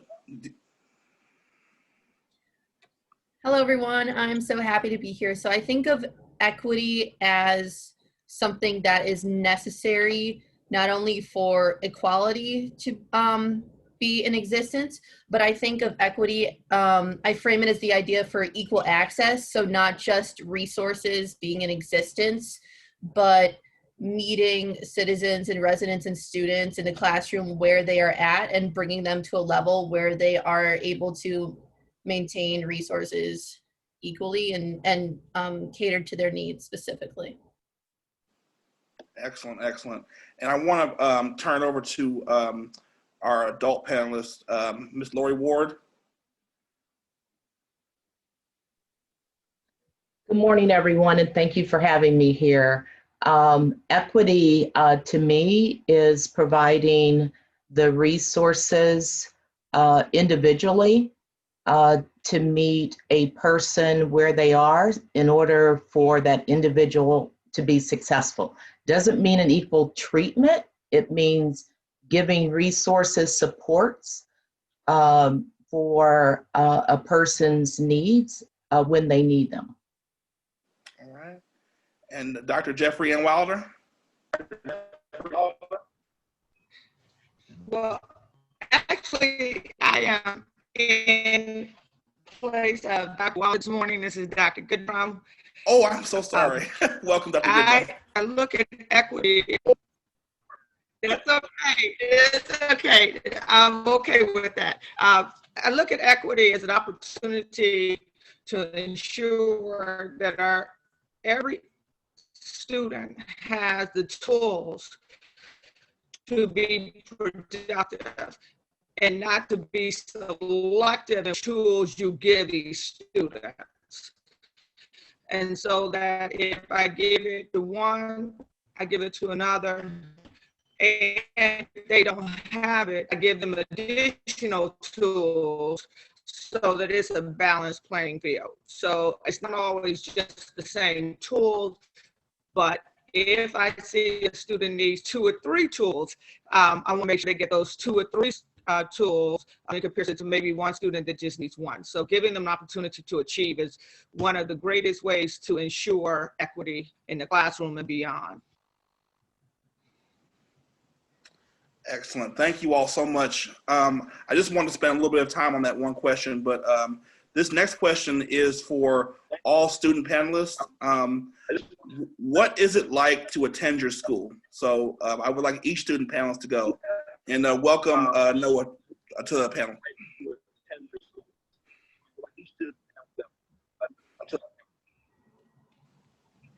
So we can start with Kendall.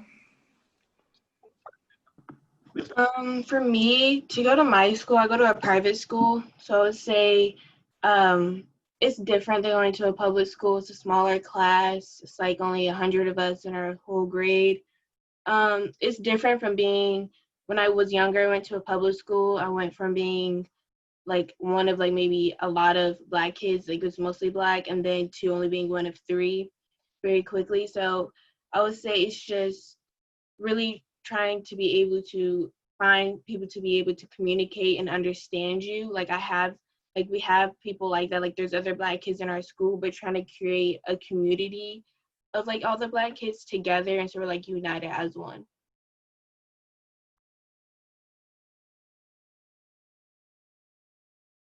Okay, next, thank you, Kendall. Next, we will have Isaiah Peak.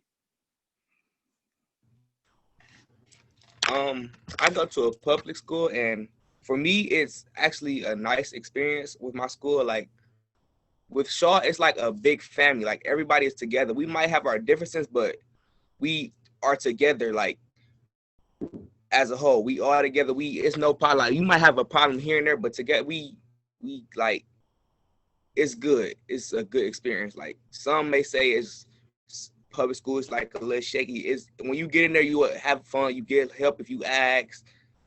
And so far as like even the stuff we was talking about earlier, so far as the security and stuff, the security is cool. They okay. They make sure you cool. They conversate with you. Make sure you know them. Make sure you know their name. So it's a good experience if you ask me.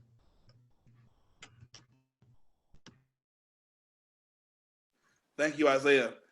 Next, we'll have Miss Denise Davis.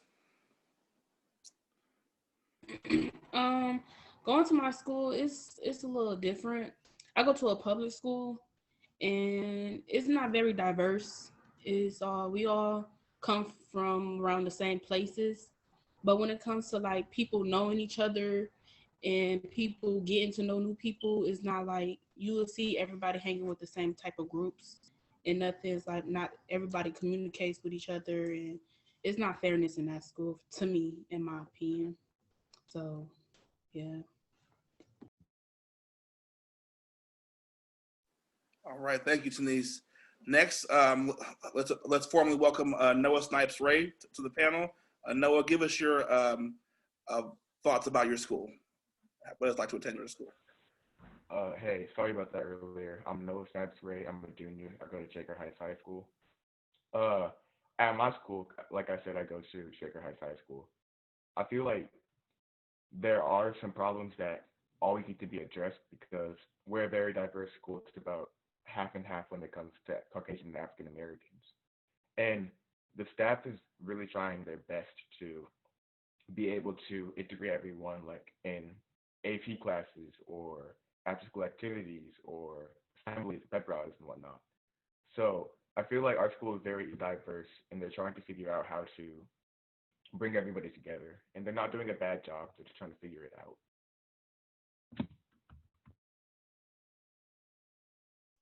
Thank you, Noah. Okay, next we'll have Elizabeth.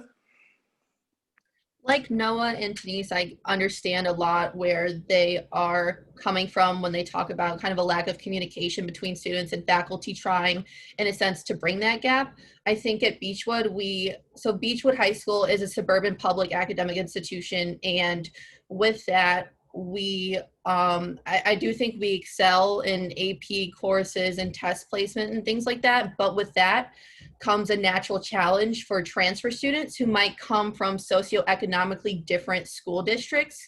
And I think where the lack of communication between students and the achievement gap is most present is with Black students. So I do think that socioeconomic status and a student's race is a factor in their performance at Beechwood from what I have seen, because certain students of minority demographics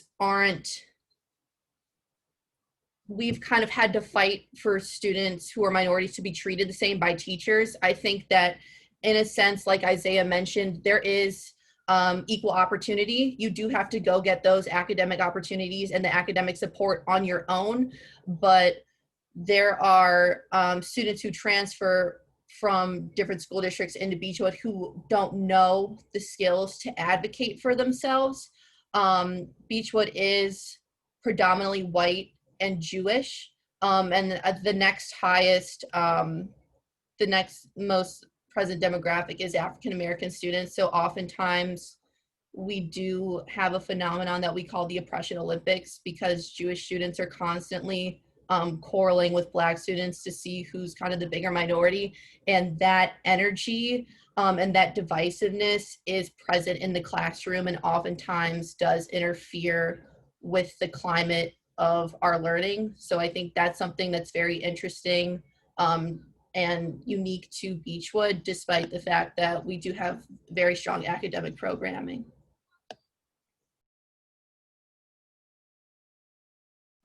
Thank you so much. Next, we will have Asher.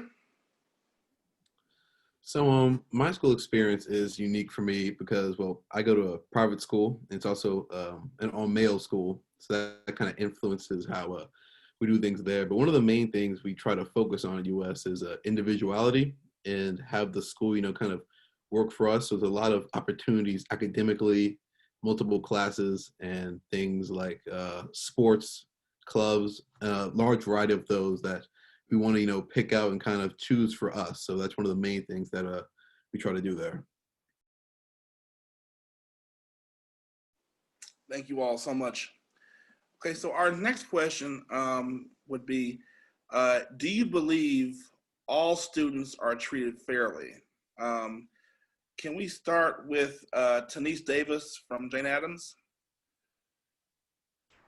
I wouldn't say that all students are treated fairly. I feel that most teachers and faculty have favorites and they play favoritism in my school, personally. But no, not all students are treated fairly in my school.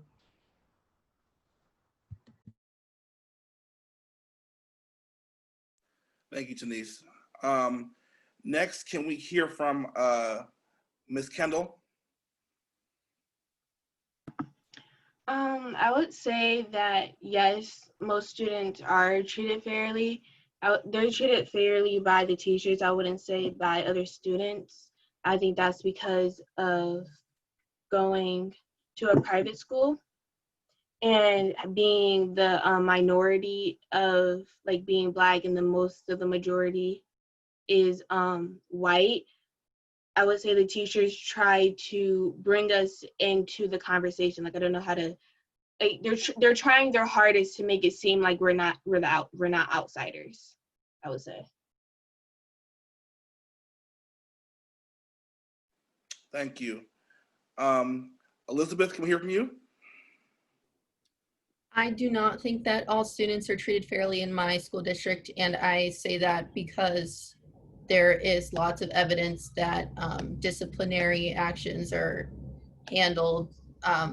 handed out more frequently to minority students for, I guess, less for like dress codes than are to white students who do very serious and offensive actions.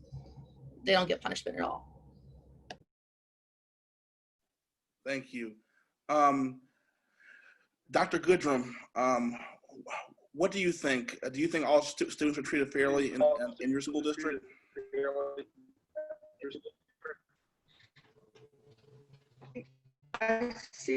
I believe that they're trying to close the disparity of how students are treated. I do think that it's we have a long to go, and so it becomes important that we continue to work on making a concerted effort to treat students fairly. I really think professional development, and I've often said that we need to take our teachers to our neighborhoods so that they could see where our children are from, so that they can have a better understanding than simply reading a slide in the classroom or in a PD.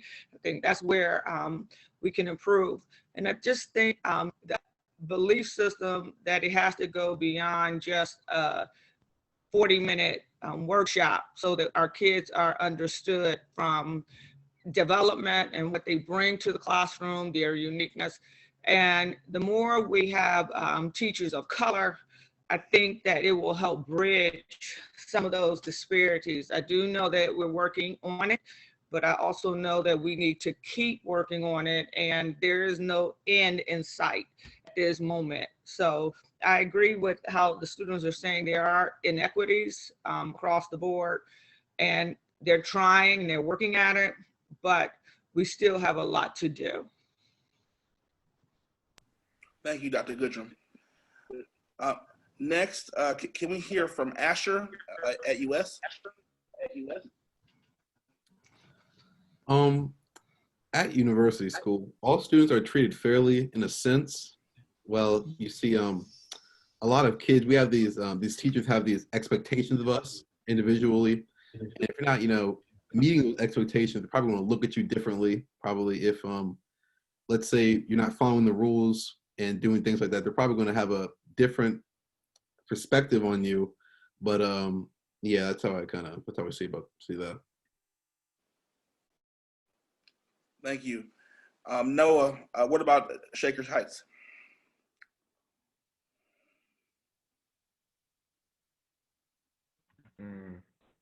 I'm sorry, can you please repeat the question for me? Yes. Do you believe all students are treated fairly at your school? I believe they are treated fairly, but in different aspects. Like altogether, out of all the students, no, I don't believe they're all treated fairly. But when it comes down to it, like maybe like for certain classes you take, if you're on a different achievement track, because if I might go into detail for a little bit, Shaker had an achievement track where in 5th grade you had the option to take advanced or core classes, but a lot of students didn't really know about it when they had the choice to make that in 5th grade. So it ended up with a lot of white students being in the higher classes and black students being in the lower classes. So in regards to that, no, I do not believe they are treated fairly because they have already been given a lesser opportunity starting at such a young age.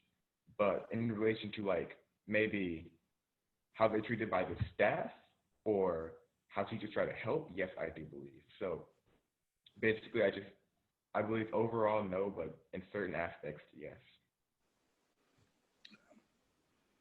Thank you. No. So this next question is for, we'll start with Ms. Lori Ward. You've heard you've heard some of the student issues going on throughout the different schools. How do you think administration can support these student issues? Well, first, in my role, to drive to educational equity, it has to start with adults. And when you ask the question, Mr. Copeland, as to what we should do, there are several components relative to educational equity, staffing being number one. If we hire staff that do not have cultural competencies in dealing with diverse students, there's going to be a problem. If we place high quality teachers in one building and overlook another building, we can never ensure all students are successful. And then we also have to look at just the culture climate of a building, and is there a disparity in how a certain subgroup of students are disciplined? And if it is, that's a signal that there's probably professional development needed. But I would say that the number one area where central office can really support is ensuring that we are hiring high quality teachers that have cultural competencies to deal with the diverse students that are in the school buildings. And it's also about the access, the opportunity. If we're looking at who's in AP classes, or the buildings that don't offer AP classes and some that do, what is the issue there? Because that is also an access to opportunity issue. Thank you, Ms. Ward.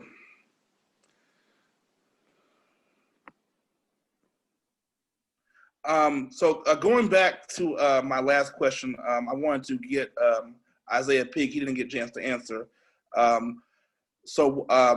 Isaiah, please speak on the question. Do you believe that all students from your school are treated fairly? I think students are treated, not all, like, I don't think they're all treated fairly, but it's like certain situations. Like, there's been times where I like to talk a lot. And then there's other students that, had the class ahead of me or was in the school before me that teachers know. So they get them a little leeway or leverage. And I'll be like, we get a different consequence. Like, they just get a talk and I get like, had to go see the counselor or something. Or then it's like other situations where like teachers treat students differently based on how the students are. Like, say if I'm in art class and I don't really like art, but another student likes art, they're going to go towards that student because they can have like more of a connection with that student rather than me, where I'm not really interested in the subject. So just let him do him and then pay attention to the student that's already like really into the subject. Okay. And Isaiah, I'm going to ask you the same question I just asked Ms. Ward as well. What do you think administration can do to support student issues? I think they can.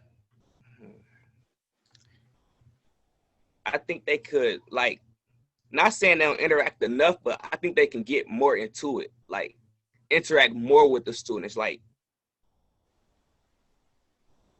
I feel like teachers, well, not all teachers, but some teachers like just throw like a lot of work and stress on students. Like, but I feel like they should get to know the students more. Like they do, like kinda, but I feel like they should ask more. Like, had times where like my commander, she started a session where like on Friday she like asks us like something good that happened this week or something bad, to get to know what's going on with us, make sure we straight, not just in school, but outside of school. I feel like teachers should start doing more of that. That way they can have a good connection with their students, not just straight school, more so like, what's up with your personal life, stuff like that. Thank you. All right, so for my next question, and this is to all the student panelists, what is discipline like in your school, and like how is it handled? So we could start with Asher. So at university school, we basically use a demerit system. So if you maybe forget a homework assignment or just not follow the rules, you probably get like one demerit or something. If those will build up and those, stay on your record. And if you get enough of those, you get detention. So it really depends, like the type of, it depends like kind of what you did. So I can't really think of an example on the top of my head, but as you get older in the school, the discipline kind of becomes, less and less because you're more mature. So that I think that's kind of just how we do it there, and yeah, that's kind of all I really know about that. Okay. Next, Elizabeth, can you tell us about your school? Sure. So we usually after 3 tardies, you will receive a detention. However, I think that privilege and your family's reputation in the community plays a heavy role into whether or not that detention is followed through. I think that certain students who transfer from districts or cities that are not openly welcomed by white members of the Beechwood community, I think they're indirectly put under scrutiny. I do think that administrators keep a close watch on those students when there are students who have been in the district since kindergarten, will abuse campus policies, leave for lunch, bring a bucket of like literally fried chicken into math class, which is completely against the rules, and they should be getting a suspension in the handbook, but nothing's done to them. And then a student maybe with 3 tardies who just transferred will get it in school. It doesn't really add up, and I think that's something that the district has yet to openly address. So that's, yeah. Thank you. Noah?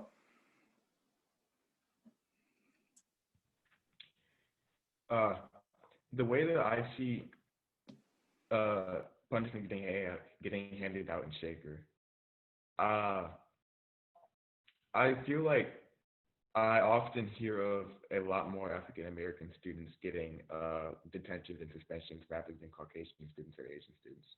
Like, I remember they had enforced a rule a while back when school shootings were becoming a very, very big issue in schools, where if you had opened the door for somebody and like they found out, you would get suspended for a few months.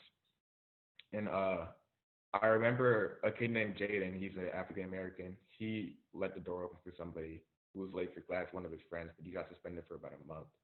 But there was another kid, I think his name was Calvin. I think I saw him do the same, but he didn't get caught, even though there were security cameras. I'm not sure. He wasn't really caught, but he didn't get in trouble at all. So unless they're just not watching out for students of other races, I feel like punishments are handed out more to African Americans than anybody else in our school. Thank you. Kendall? At my school, the way like they do like the punishments, like we get an infraction. Like if you're late to convo, you get an infraction. If you're out of dress code, you get an infraction. Like after an infraction, it leads to a detention, well, 2 infractions, and then if you get 3, you're suspended. And I would say that it's also like student ran almost. Like if you do something really bad, then you go to honor council and it's student ran, and I don't know what happens in honor council or like what's been happening in the meeting. But I feel like my school could do a better job, because I know a couple years ago, a Black kid actually left Gilmore because of how badly his grade was treating him and bullying him on social media and like calling him out. Like they posted a picture of a fried chicken saying like, this is his food, this is what he eats. And those kids still go to the school and like they weren't suspended. Didn't really get in trouble as badly as they should have. And I have to agree with like Elizabeth, like I think it's because of their status in the community, like their family must be giving the school money so we can build all these great things and keep having sports programs. I just feel like our school needs to look at more than just the money and more of like just morals.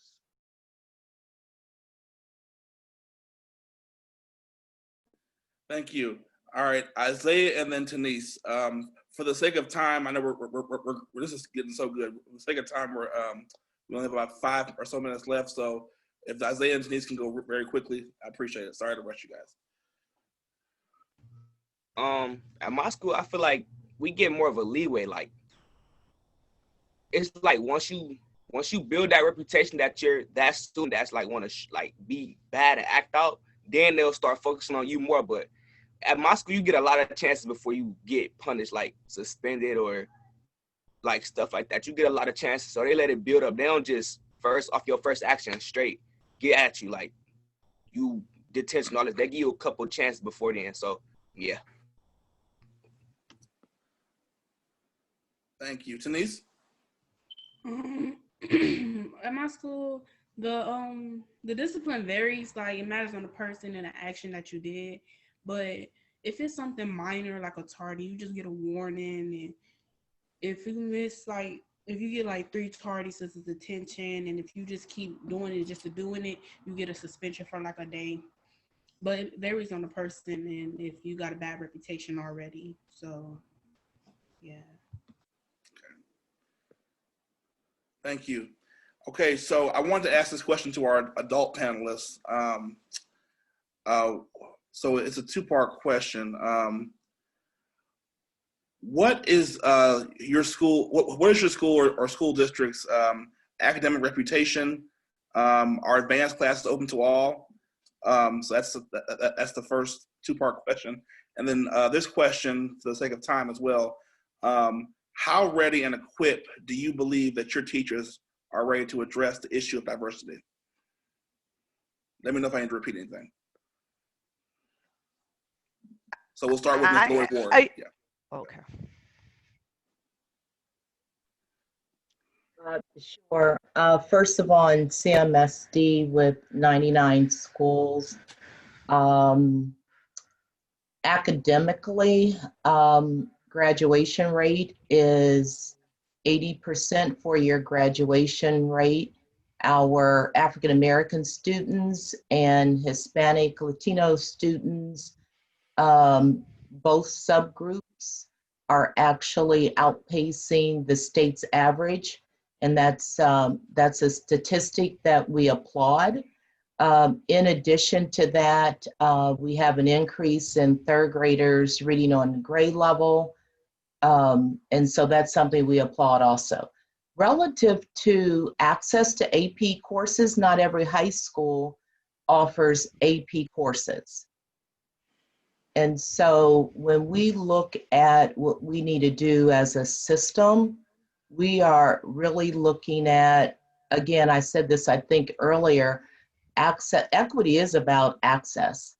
And so what do we need to do as a system to ensure that not only the access to higher level courses are there, but ensuring that students have high rigorous fun learning so that they can be successful in those type of courses. Thank you. Thank you. Dr. Goodrum? I believe that I'm from the Shaker Heights School District, and one of the key points you brought up is are we open and ready for diversity? I think that we're moving in the right direction.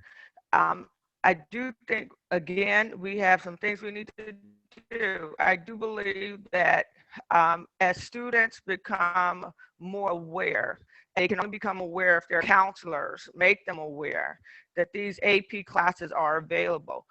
More and more are moving into AP classes, but I've also heard students say that they felt like our IB program was segregated, and that they see IB as a way of separating them. And a lot of our children of color, African Americans, there are only 1 or 2 in the program, and they feel isolated and alone. So there's that area I think that we really have to focus on to make sure that we call our really open it up where children have the opportunity to do more than school. They believe the IB is for students who don't want to participate in sports. And we know our children, a lot of them are so successful both in the classroom and on the field. I do see AP classes, more of our kids going into it, but I do think it's still, we're still truly a minority, and that we need to really look at how can we embrace them so that they feel that they will be successful, because it's easy to say it's open to them, but if they go into those classes and there is only one of another friend looks like them, they're not comfortable.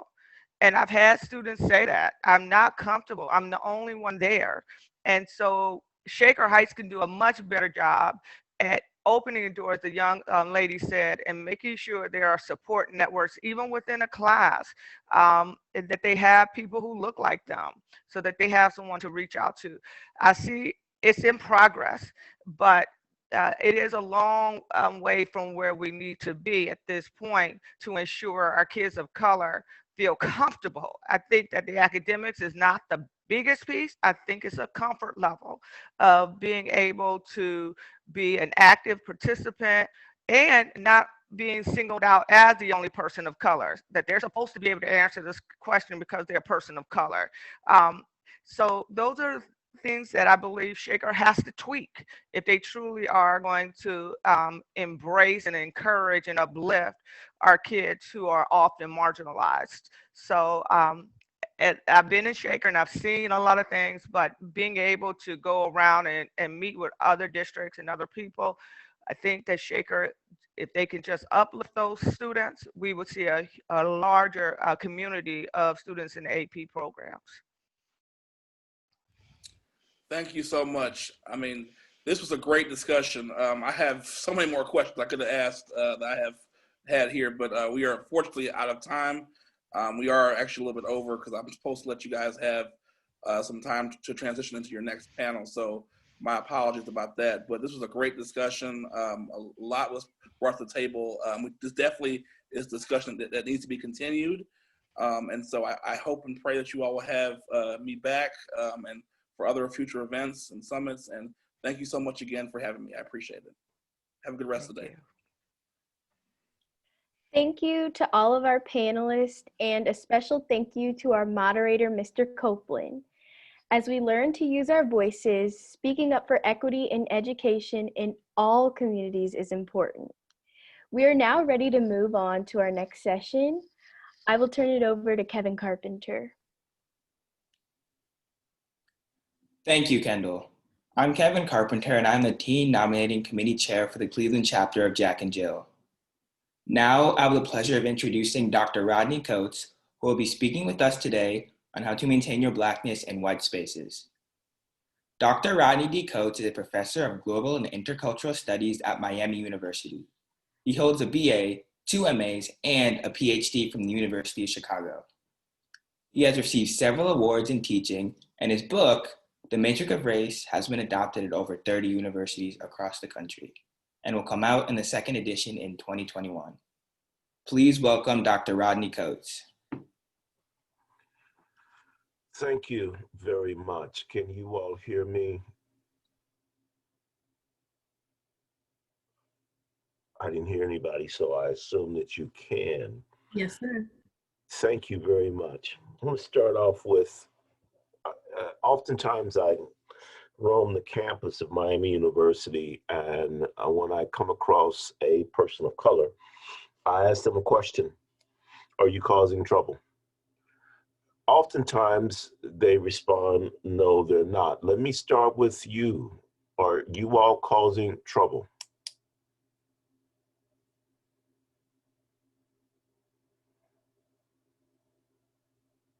I got 1 response, no. 2 response, no. Anyone else? I'm reading the chat group. No, I am not. No, I am not. Nope. All right. Good trouble, someone said. Yes. John Lewis informs us that there's no way possible for us to exist in U.S. society and not cause trouble. I want you to think about something. We live in a society that has historically denied Black identity, Black existence, and Black realities.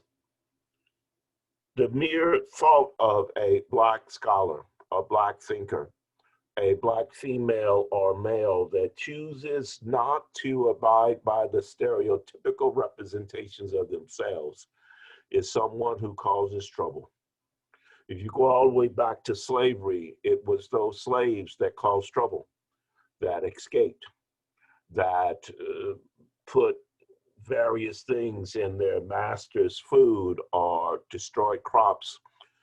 It was those slaves that were in open rebellion that fought tooth and nail with white oppression. It was those Blacks in the South that said, hell no, we're not going to be slaves. We would rather die and sleep in our graves than live our lives one more time as a slave. Slavery, you see, was intended to create a slave that accepted their role as being lazy and shiftless and no good. Blacks rejected that image even as slaves and said that they were people of worth, they had value that was not determined by how someone else perceived them. And so therefore they taught their children songs of praise and worship that was different than those that was given to them by the white master. They chose to talk about the bridge over troubled water. They chose to talk about a better day tomorrow. They chose to sing about a God and a Christ that was about liberation and not enslavement. Our people have existed in white spaces forever. And in doing so, they have created a way of thriving and a way of surviving in those white spaces. Let me give you 5 things that will help you deal with this, or maybe 6 or 7 anyway. Stay in your truth, okay? Stand in your truth, okay? Understand what truth means to you and align with it and harmony with it and yourself, your mind, your body, and spirit. What are your truths? Why are you here? Okay, all right, both physically, emotionally, and spiritually, what constitutes your truth? Put simply, you must understand who you are, why you are, and what you are. Okay, and by the way, what you are is not a race. Okay, it is a human being. Okay, it is a creature created in the very image of God. You are perfect in all things, in all manner, and so forth and so on. You are the best you that you will ever be. Take care of what serves you, okay?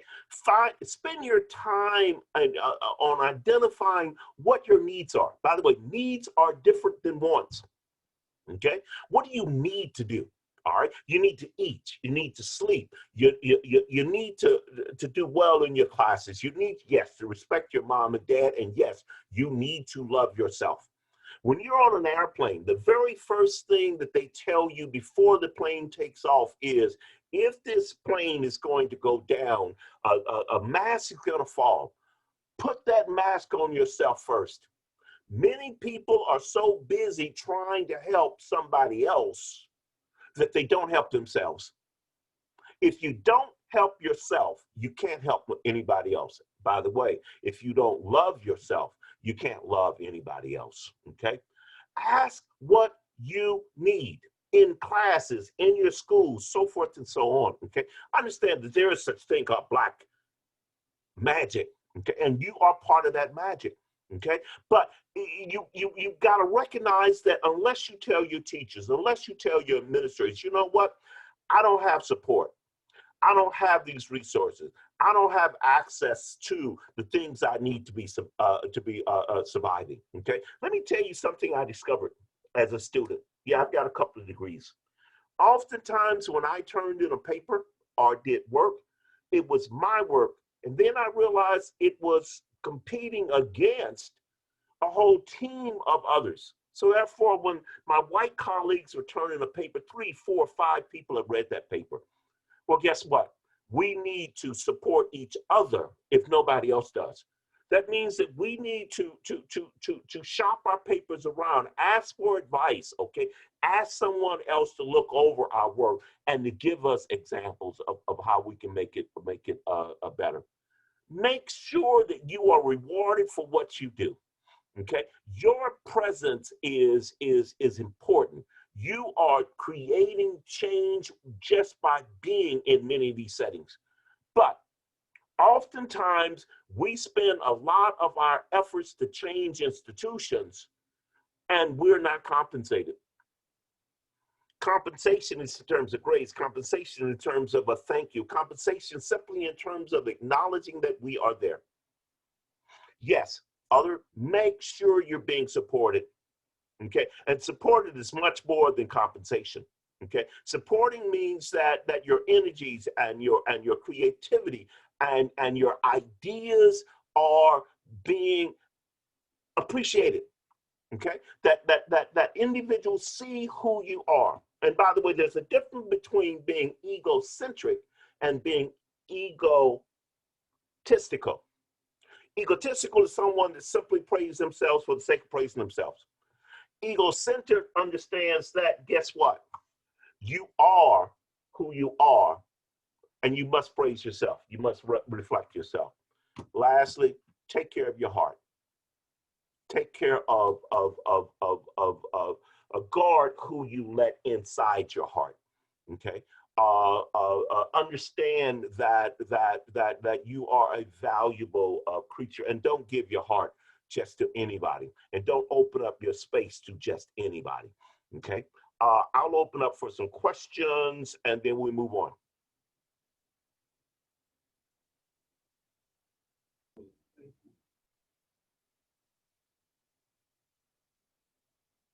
Got no questions? Dr. Coates? Yes. When you are seeking to make sure that you are working with others, do you have any guidance for us on how to make sure that we're not only showing up for other people, but making sure those people that we reach out to really have our best interest at heart? I give everybody one chance to stab me in the back. Let me repeat that. I give everybody one chance to stab me in the back, because I'm not going to be paranoid about who's there for me and who's not there for me. Okay, all right.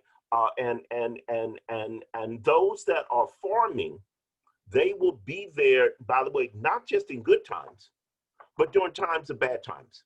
Okay, those that are there for me are going to help critique me and show me my faults, show me how to get better, so forth and so on. They're not just smiling in my face. True friends, black, white, green, or blue, are there trying to help me become better. These individuals who only praise us, even in our worst moments, they're not our friends. I need somebody to tell me the truth, okay? Tell me, you know what, you screwed up today, Coates. You know what, that outfit you're wearing does not quite work for you, you know? All right?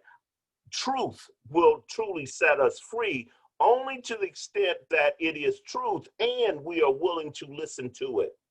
All right? Flip the coin. We must be willing to also be the same truth bearers for those of us, okay?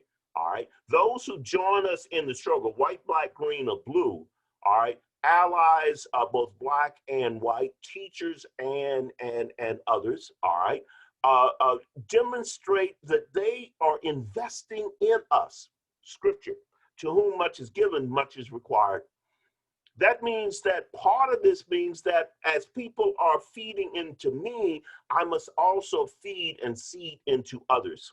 I see someone who's struggling, it's my task to help them in that, okay? All too often, we are so busy competing against each other that we don't know how to help each other. Let me give you one last example.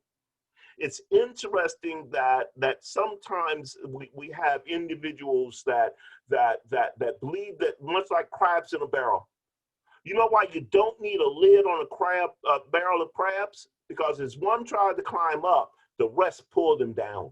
Okay, we need individuals to lift us up, not to pull us down. Questions?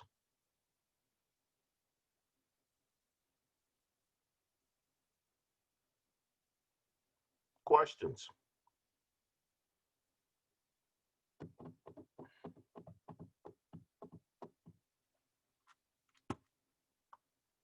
Going once? Going twice? Let me end with this. I believe I'm supposed to be through in about 3 or 4 minutes.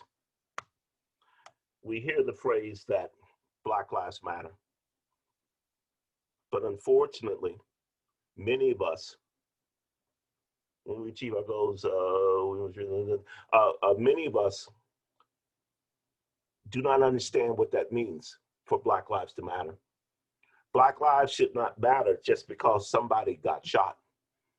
It should matter long before that person got shot. It should matter in the schools. It should matter in the cradle. By the way, it should matter in our classrooms. And part of that mattering means that we must love ourselves, because love starts with self.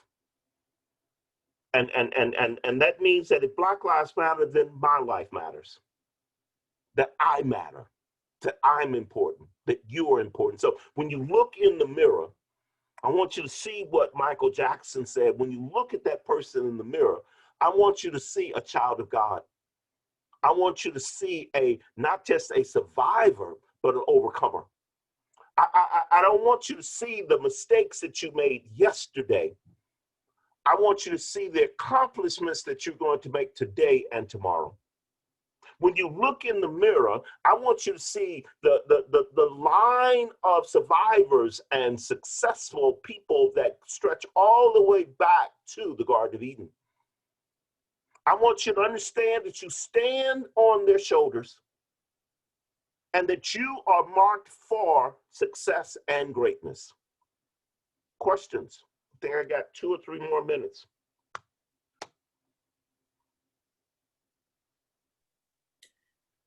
Dr. Coates, you have a question in the chat. It says, how do we learn to speak the truth? Malcolm X was a pimp and drug dealer. Malcolm X thought he was bad. It wasn't until Malcolm X got busted and went to jail that Malcolm discovered the truth. One of which that he'd been lying to himself and that he had accepted somebody else's version of who he should be. Malcolm picked up 2 books in prison. One was the Quran and the other was the dictionary. The first book Malcolm ever read from cover to cover was a dictionary. And then, by the way, he picked up the Quran. What this meant was, by the way, after somebody asked him why did he do that, he says, I realized that a lot of words I didn't understand. And then he started reading everything from Aristotle to Spinoza, and in the process, he discovered his truth. The truth that the most dangerous person in America is a thinking person. By the way, when Malcolm got released from prison within 6 months, the FBI declared him the most dangerous man in America.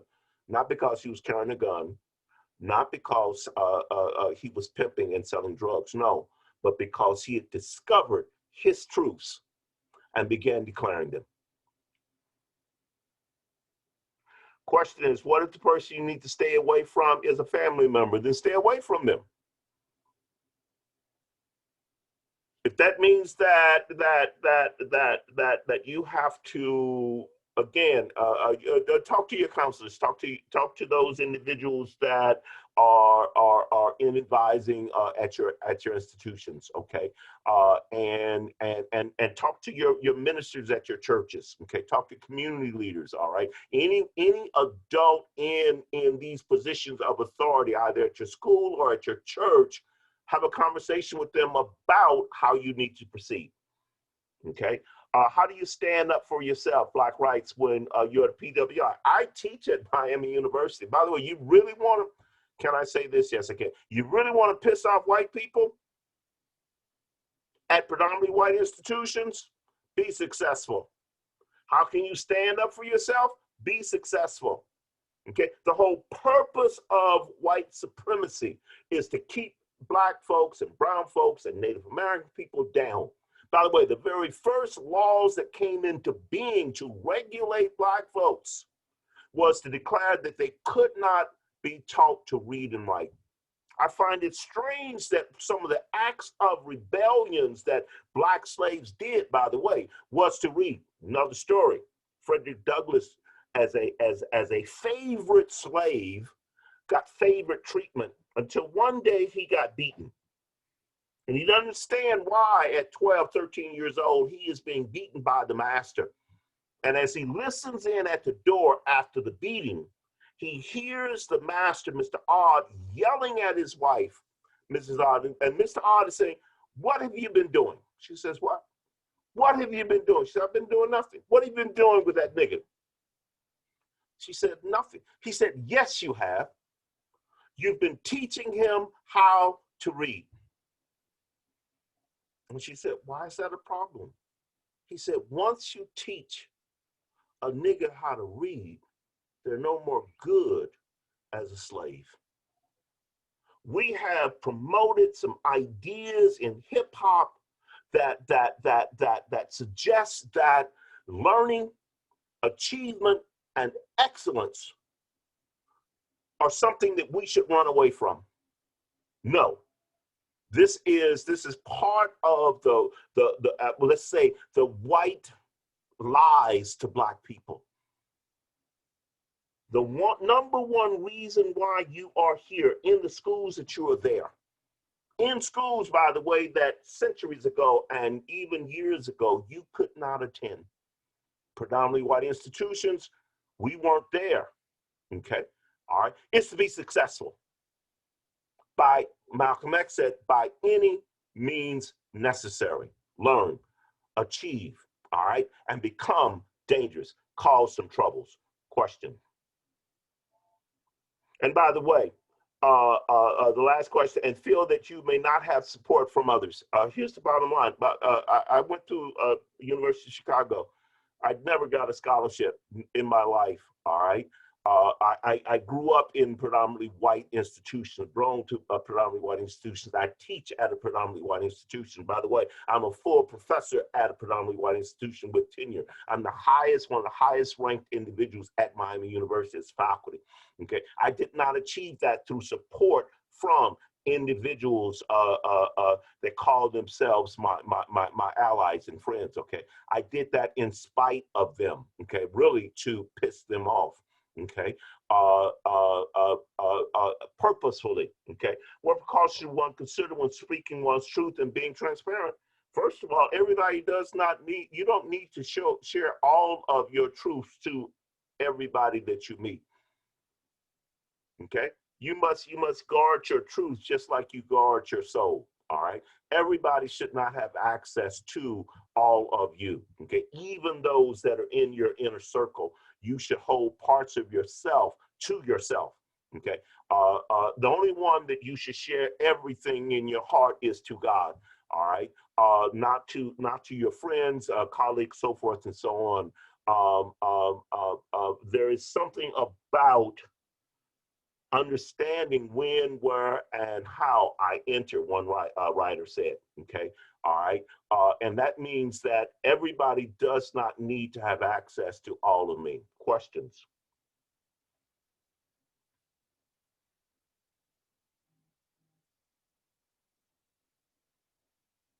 Questions? Lastly, in terms of transparency, everybody does not need to see all of me. By the way, we all have baggage. We all have issues. We all have mistakes that we've made. That's cool. I need to own my mistakes. I need to own my past, but I don't need to share all of that with everybody else. Being transparent does not mean being totally open to everybody and anybody. Understanding that even individuals that call themselves your friends, Black, white, green, or blue, might not indeed be your friend, okay? In what situations should we share our truth? In those situations that we trust and where trust is established. Okay, trust is a very important thing for me, and that's why I give everybody one opportunity to stab me in the back. Okay, sooner than later. Those individuals that I've known for years that have not stabbed me in the back, I call a friend. Consequence, I share more of my truths with. Okay, how do you get mentors at school? You need to ask for what you need. Okay, mentors are on multiple levels. One is peer mentors. Okay, one thing that I did as a student, I looked to see who was making the top grades in a class. Okay, be it above me or below me, or at the same level of me. I wanted those individuals to be my friend. Okay, I wanted to develop a relationship with those. Is that elitism? No. That's recognizing that birds of a feather flock together, that turkeys don't hang out with eagles. Okay, that eagles fly and turkeys, by the way, are down there on the ground. Okay, so by the way, if you are an eagle, you need to hang out with eagles. You don't need to hang out with turkeys. Okay, hanging out with individuals that are not about achievement does not benefit you. Okay, hanging out with individuals that are about achievement, on the honors rolls, taking AP courses, so forth and so on. This helps you to model those behaviors. Some interesting research, okay, was documented that individuals that hung out with scholars tended to be more scholarly. Individuals that hung out with failures tended to be more failures. Okay, these are all important. You have not because you've asked not. Somebody, Jessica just said, okay. In what situation should we share our truth? Again, in those that we have trust. Okay. If there is no trust, then I'm not going to share my truths with you. Okay. There's an interesting, again, you all might notice that I quote the Bible because it's been my best friend throughout my life. It says something about do not cast your pearls after swine. Okay, that's biblical. Okay, what's interesting is that swine's dogs are not going to be able to appreciate your pearls. So why are you going to share your truths with swine? Okay, don't waste your time. Okay, do not try to change racist, homophobic, sexist minds. That's not your job. Okay, all right, and don't share your truths with those individuals. Your job, by the way, is to share your truths with those that are with you. My time is up. I'm shutting up. Thank you, Dr. Coates. We appreciate your expertise and insight today. Thank you for helping us understand how to use our voices and maintain our Blackness in any space. Now we have Kendall Mack to introduce our next speaker. Thank you, Kevin. Hello, my name is Kendall Mack, and I'm the parliamentarian for the Cleveland chapter of Jack and Jill. I have the pleasure of introducing Mr. Christopher Cush. As CEO of Soapbox Consulting, Mr. Cush has trained hundreds of thousands of citizens from all over the United States to effectively influence Congress, state, and local governments. He has helped design sophisticated key contact networks, lobby days, and grassroots training programs for many national associations. Mr. Cush is the author of 3 books on grassroots organizing and has appeared on National Public Radio, ABC and Fox News affiliates, C-SPAN's Book TV, and in U.S. News and World Report, the Los Angeles Times, and on the Sirius Satellite Radio Network. Mr. Christopher Cush will discuss the star of influence and how to grow your movement. I introduce to you Mr. Christopher Cush. Thank you very much, Kendall. Thank you for having me. I have juggled my slides just a little bit listening to this program this morning. So if it's possible, see if you can share my screen. And I have a little simpler way to go about saying what I want to say. So first of all, thank you, Dr. Coates, for that last talk. I hope everybody who heard Dr. Coates wrote down I matter.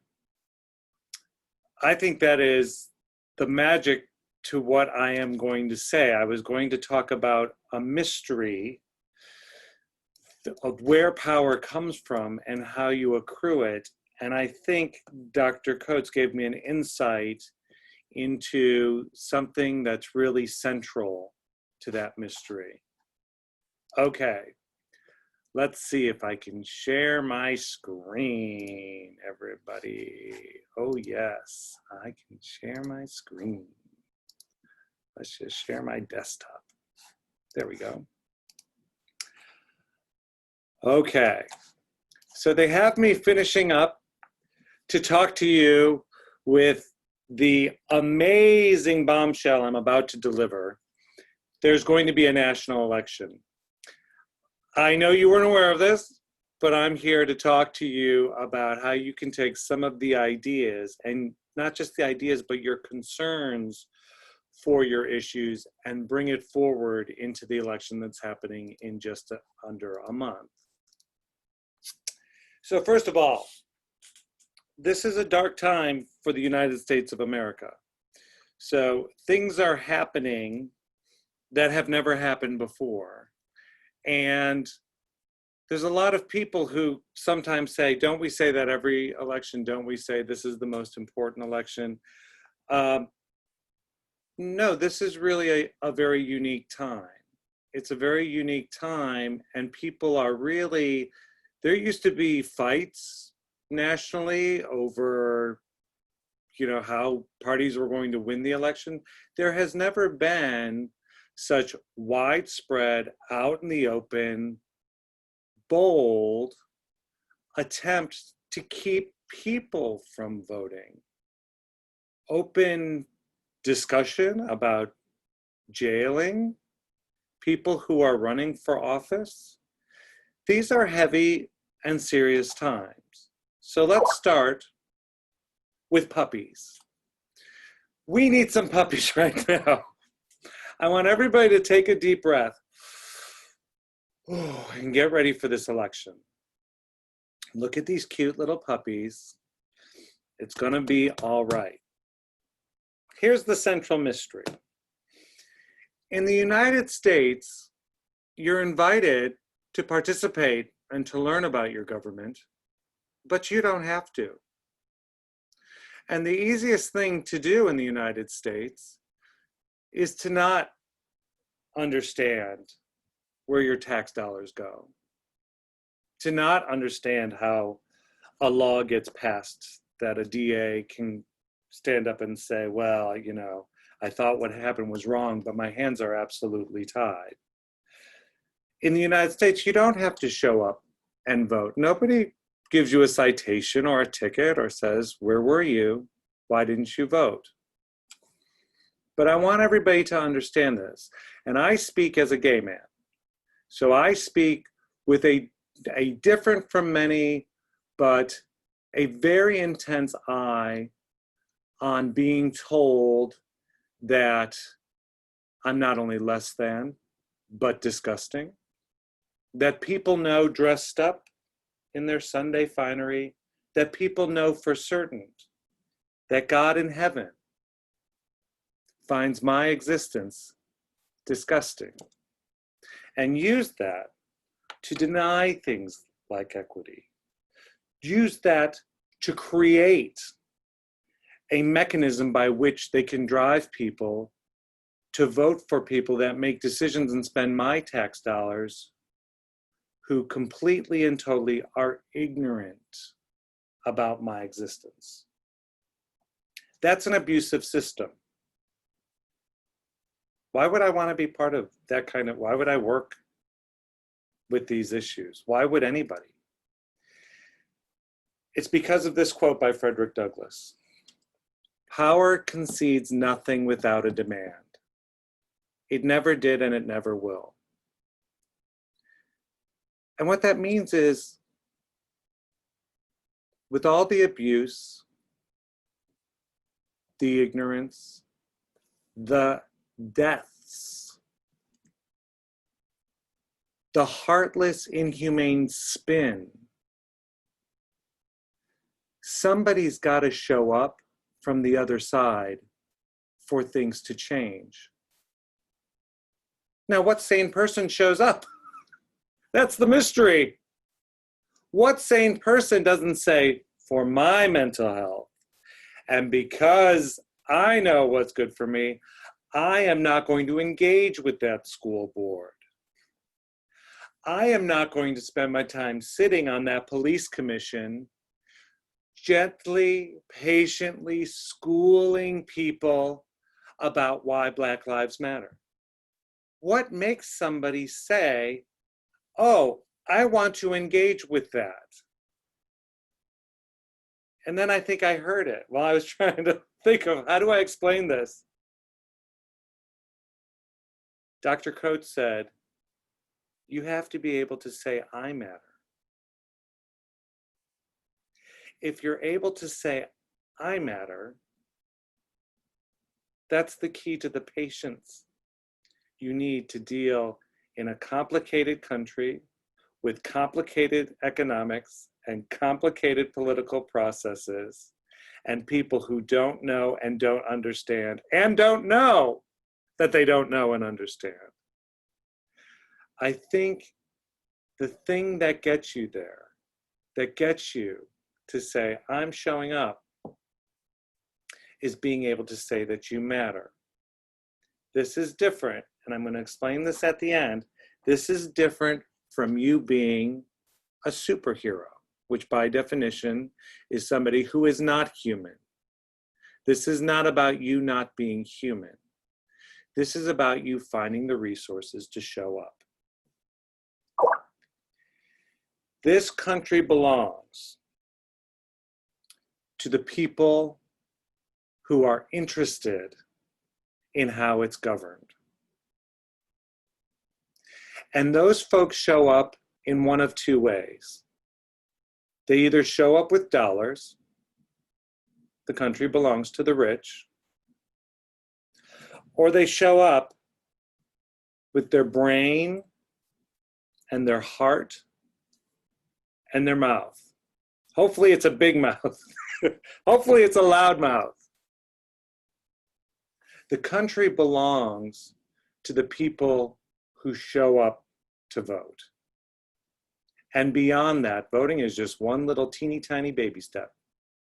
Beyond that, there is a lot of work that can be done, because after Election Day, that's when trillions with a T, write that down right under I matter, write it down so you can look at it every day.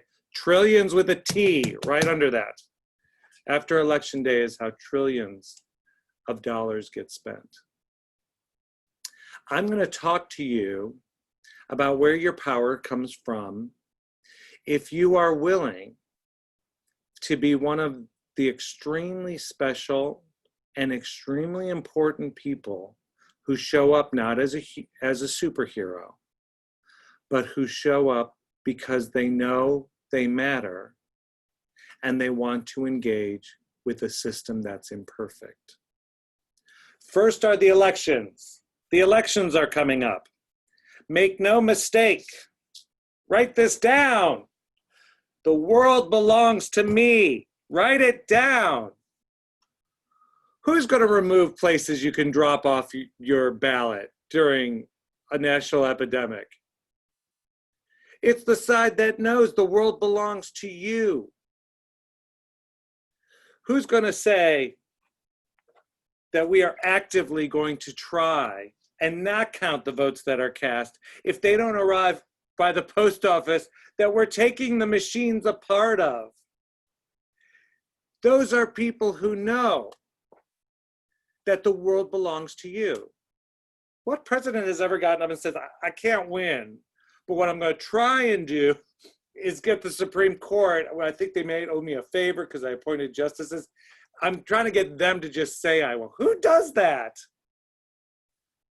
Somebody who knows that the world belongs to you. So in this upcoming election, if you can't vote, get ready. You're about to win a lot for the rest of your life. But there are three things people can do to have power in the electoral sphere. I call that the electoral sphere. That's politics, that's elections. One is vote. Some of you can't vote, you're not 18 yet, fine. There's two other things you can do. You can contribute to an election, Every House member requires about $1 million to keep their job these days. So every 2 years, members of the House of Representatives have to raise $1 million. So you show up with your bucks, the country belongs to the rich, or you can show up and volunteer. Now, campaigns run on volunteers.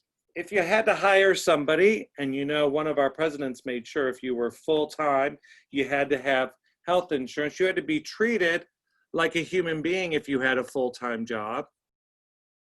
So to have somebody who works full-time for a campaign, that might be $5,000 the campaign would have to come up with. Volunteers are extremely important people to elected officials. Volunteers are in many ways the lifeblood that makes their campaigns possible. You can volunteer. If you volunteered over the next month regularly, you'd have given a whole month's worth of full-time employment to a business. And that elected official would forever know your name, know your face, and be grateful to you for your contribution. You can volunteer. What does volunteering look like? A lot of times it looks like calling other folks in your neighborhood, making sure they're going to vote. A lot of times it looks like doing social media stuff and updating stuff online and trying to get the message out. A lot of times it looks like on the day of the event, knocking on doors and making sure nobody had anything come up that's going to keep them from getting to the polls. So it's actually fun. It's fun, and it's a great way to build your influence within this system. There's other things you can do at home. You've got to take your aunt to the polls. You've got to offer. When I take my aunt to the polls, she also will insist that I buy her lunch. So I really have to think about it. But you can take your family and you can take your friends and you can encourage them to vote yes. You can also volunteer for a campaign, and you can get ready after you follow Dr. Coates to the University of Chicago to contribute some serious dollars to these candidates for office. Note that I didn't write down, hey, where's your phone? Note that I didn't write down that clicking stuff on your cell phone is how you win the election. I wonder why I didn't write that down. That's not a question for you to answer. That's a question for you to take with you. Why did this guy in Washington, D.C., I might have been the person you saw when we all came to town in 2019. We met with over half of Congress, 1,000 folks together, strong, smart, undeniable that we showed up. Why didn't I write down? You can just click on your cell phone and that'll help win the election. I'll give you a hint. It's because you are beautiful. You have a beautiful voice. You have a beautiful name. And I want to make sure you're not invisible. I want to make sure the folks who get to office on the federal, state, or local level know your face, and that they know your name, and that they know the sound of your voice, so that they're happy to pick up the phone when you call.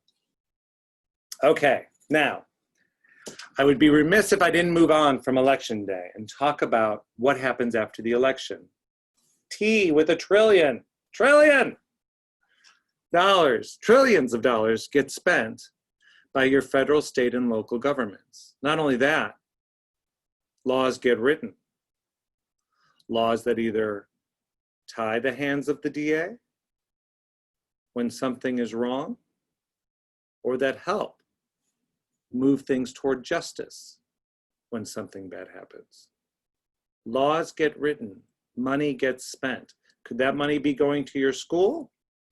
Or does it go to help offset the taxes of a huge corporation that doesn't pay a living wage? Belongs to the people who show up. Well, who showed up? The corporation's going to show up. They have lots of money. They know the country belongs to the people who show up. Are the folks with their brains and their hearts and their mouths going to show up after Election Day? After Election Day, you can no longer contribute to somebody who's been elected to public office. That's called bribing, and that is illegal. But what you can do is you can communicate with those offices. But something's very different once we move on from Election Day. And that's that during the campaign, you have to bring your aunt to the polls. Have to do it. She will love seeing you. Must spend hours doing it. Make it a full day. But you can focus on your family and people locally during the election. When we move into after the election, you suddenly have to deal with people outside of your community, outside of your neighborhood, people who are not your aunt, in order to have influence. Things change, the strategy changes. So you can communicate on any piece of legislation, you can communicate about how money is getting spent. But in order for you to amass influence, you have to be able to coordinate your messages with people who live in other places, who belong to other communities, who are at the mercy of different economies, who come at the same issues with slightly different points of view. So I wanted you to know that, because that's like a whole graduate course in how we influence the system. We go local for the elections, we make sure we show our faces and voices, and then we don't disappear after the elections. But what we do is we show up and we coordinate with different people in different places. So now, I'm going to show you where the action is on the national level. Remember, you've got your state and local governments as well. I'm going to show you where it is so I can show you why it's important that you have to reach outside of your geography to have an influence. Once we have the federal election, the action is in the US Senate, which has 100 senators, and the House of Representatives, 435 representatives. Those two bodies decide your money. They decide if we're going to go to war. They decide what the federal laws are going to be. And you only get to move forward with a bill or with funding if you have at least half of both of those bodies, at a minimum, at least half of both of those bodies. It takes a lot of people from a lot of different places in order to move this system. Okay, now, I'm gonna bring it all together. Oh, hey, I forgot I had music with this. See that? I'm on multimedia. I don't know if I know how to turn that off. All right, woo. You don't have to be a superhero, you just have to be curious. This is not about you studying everything and showing up and being like this Teflon argument person, and anything that anyone says to you, you know what the answer is, and you can shame them and tell them what the answer is and win. It's really not about one person. And it's not about you vanquishing all foes. It's not really about you actively arguing. It's about you having the courage to show up. And by showing up, learning your arguments. By showing up, learning, what's a hearing? Nobody ever told me about a hearing. Why should I go to a hearing? It's about you showing up. And when people say, they're all the same, I'm not gonna vote. Having you say, I'm going to go to this event in Washington, D.C., or I'm going to go to this event in the state capitol and listen to a couple speakers and see how I feel. Is everybody the same? Because I'm curious. I'm curious about these things that decide how our money is spent, even though nobody tells me I have to be there and nobody notices if I don't go. I'm curious about people who live in other places, who have other lives. I'm curious about other people and about the kind of people that I can bond with, the kind of people where we can respect each other and help each other.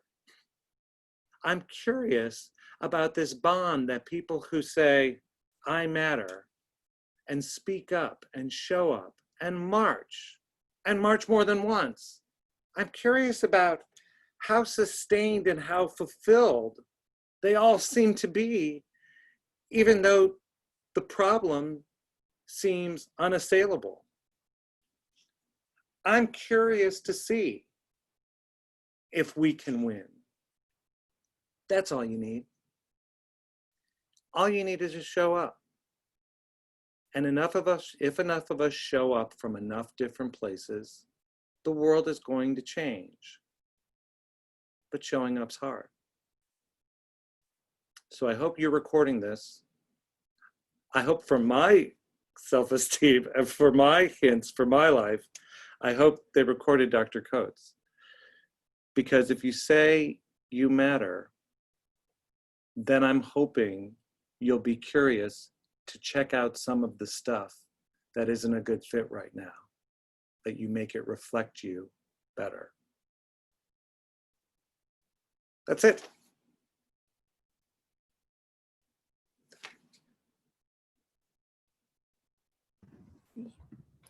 On behalf of the Cleveland chapter of Jack and Jill, thank you, Mr. Cush, for speaking with us today and showing us how to use our voices to build and grow a movement within our communities. I now turn it over to the Teen Legislative Chair of the Cleveland chapter, Myowa Nicholson.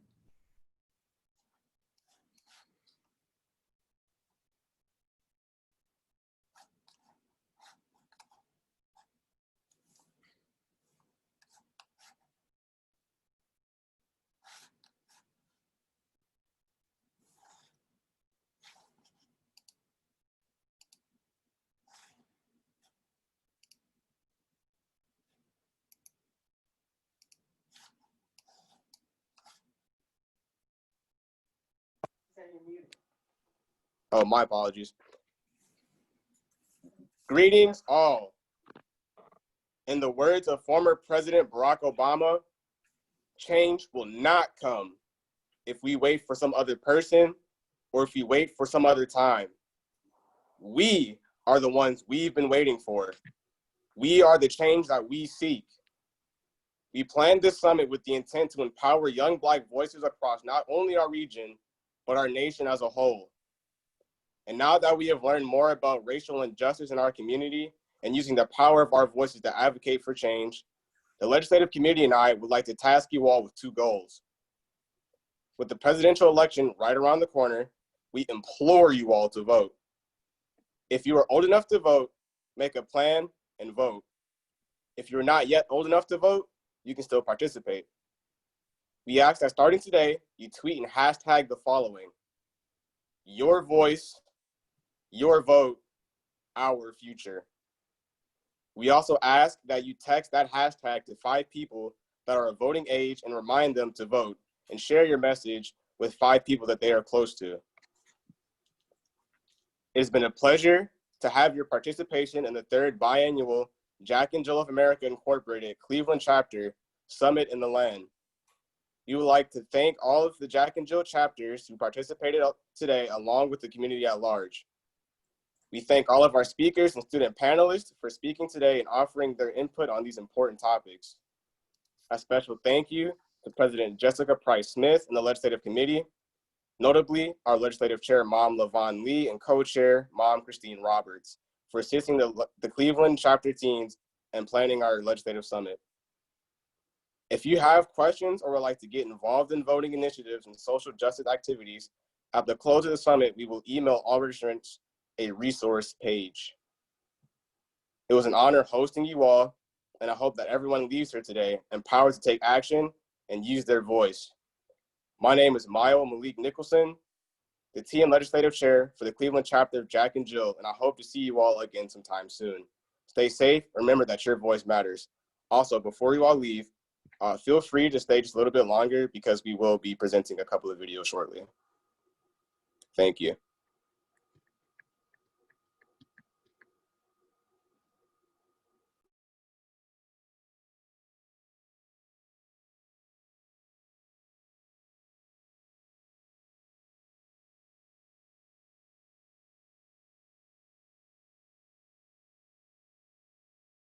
Did you know that there are 337 cases in Ohio? Did you know that there are over 2 million cases in the U.S.? We are responsible for taking care of our communities. Do your part to prevent the spread of COVID-19 by social distancing. Here at Jack and Jill, it is our responsibility to help educate our community on how to effectively fight against COVID-19. Current data suggests that racial and ethnic minority groups experience a disproportionate burden of illness and death. If we social distance and wear a mask when we are out, the spread will be limited and everyone will be safe. The Western Cleveland chapter of Jack and Jill of America Incorporated has partnered with Masks for Community to assemble and distribute free washable face masks and health information kits to residents in low-income neighborhoods hardest hit by the coronavirus pandemic. These kits include important information regarding the 2020 voting and upcoming elections.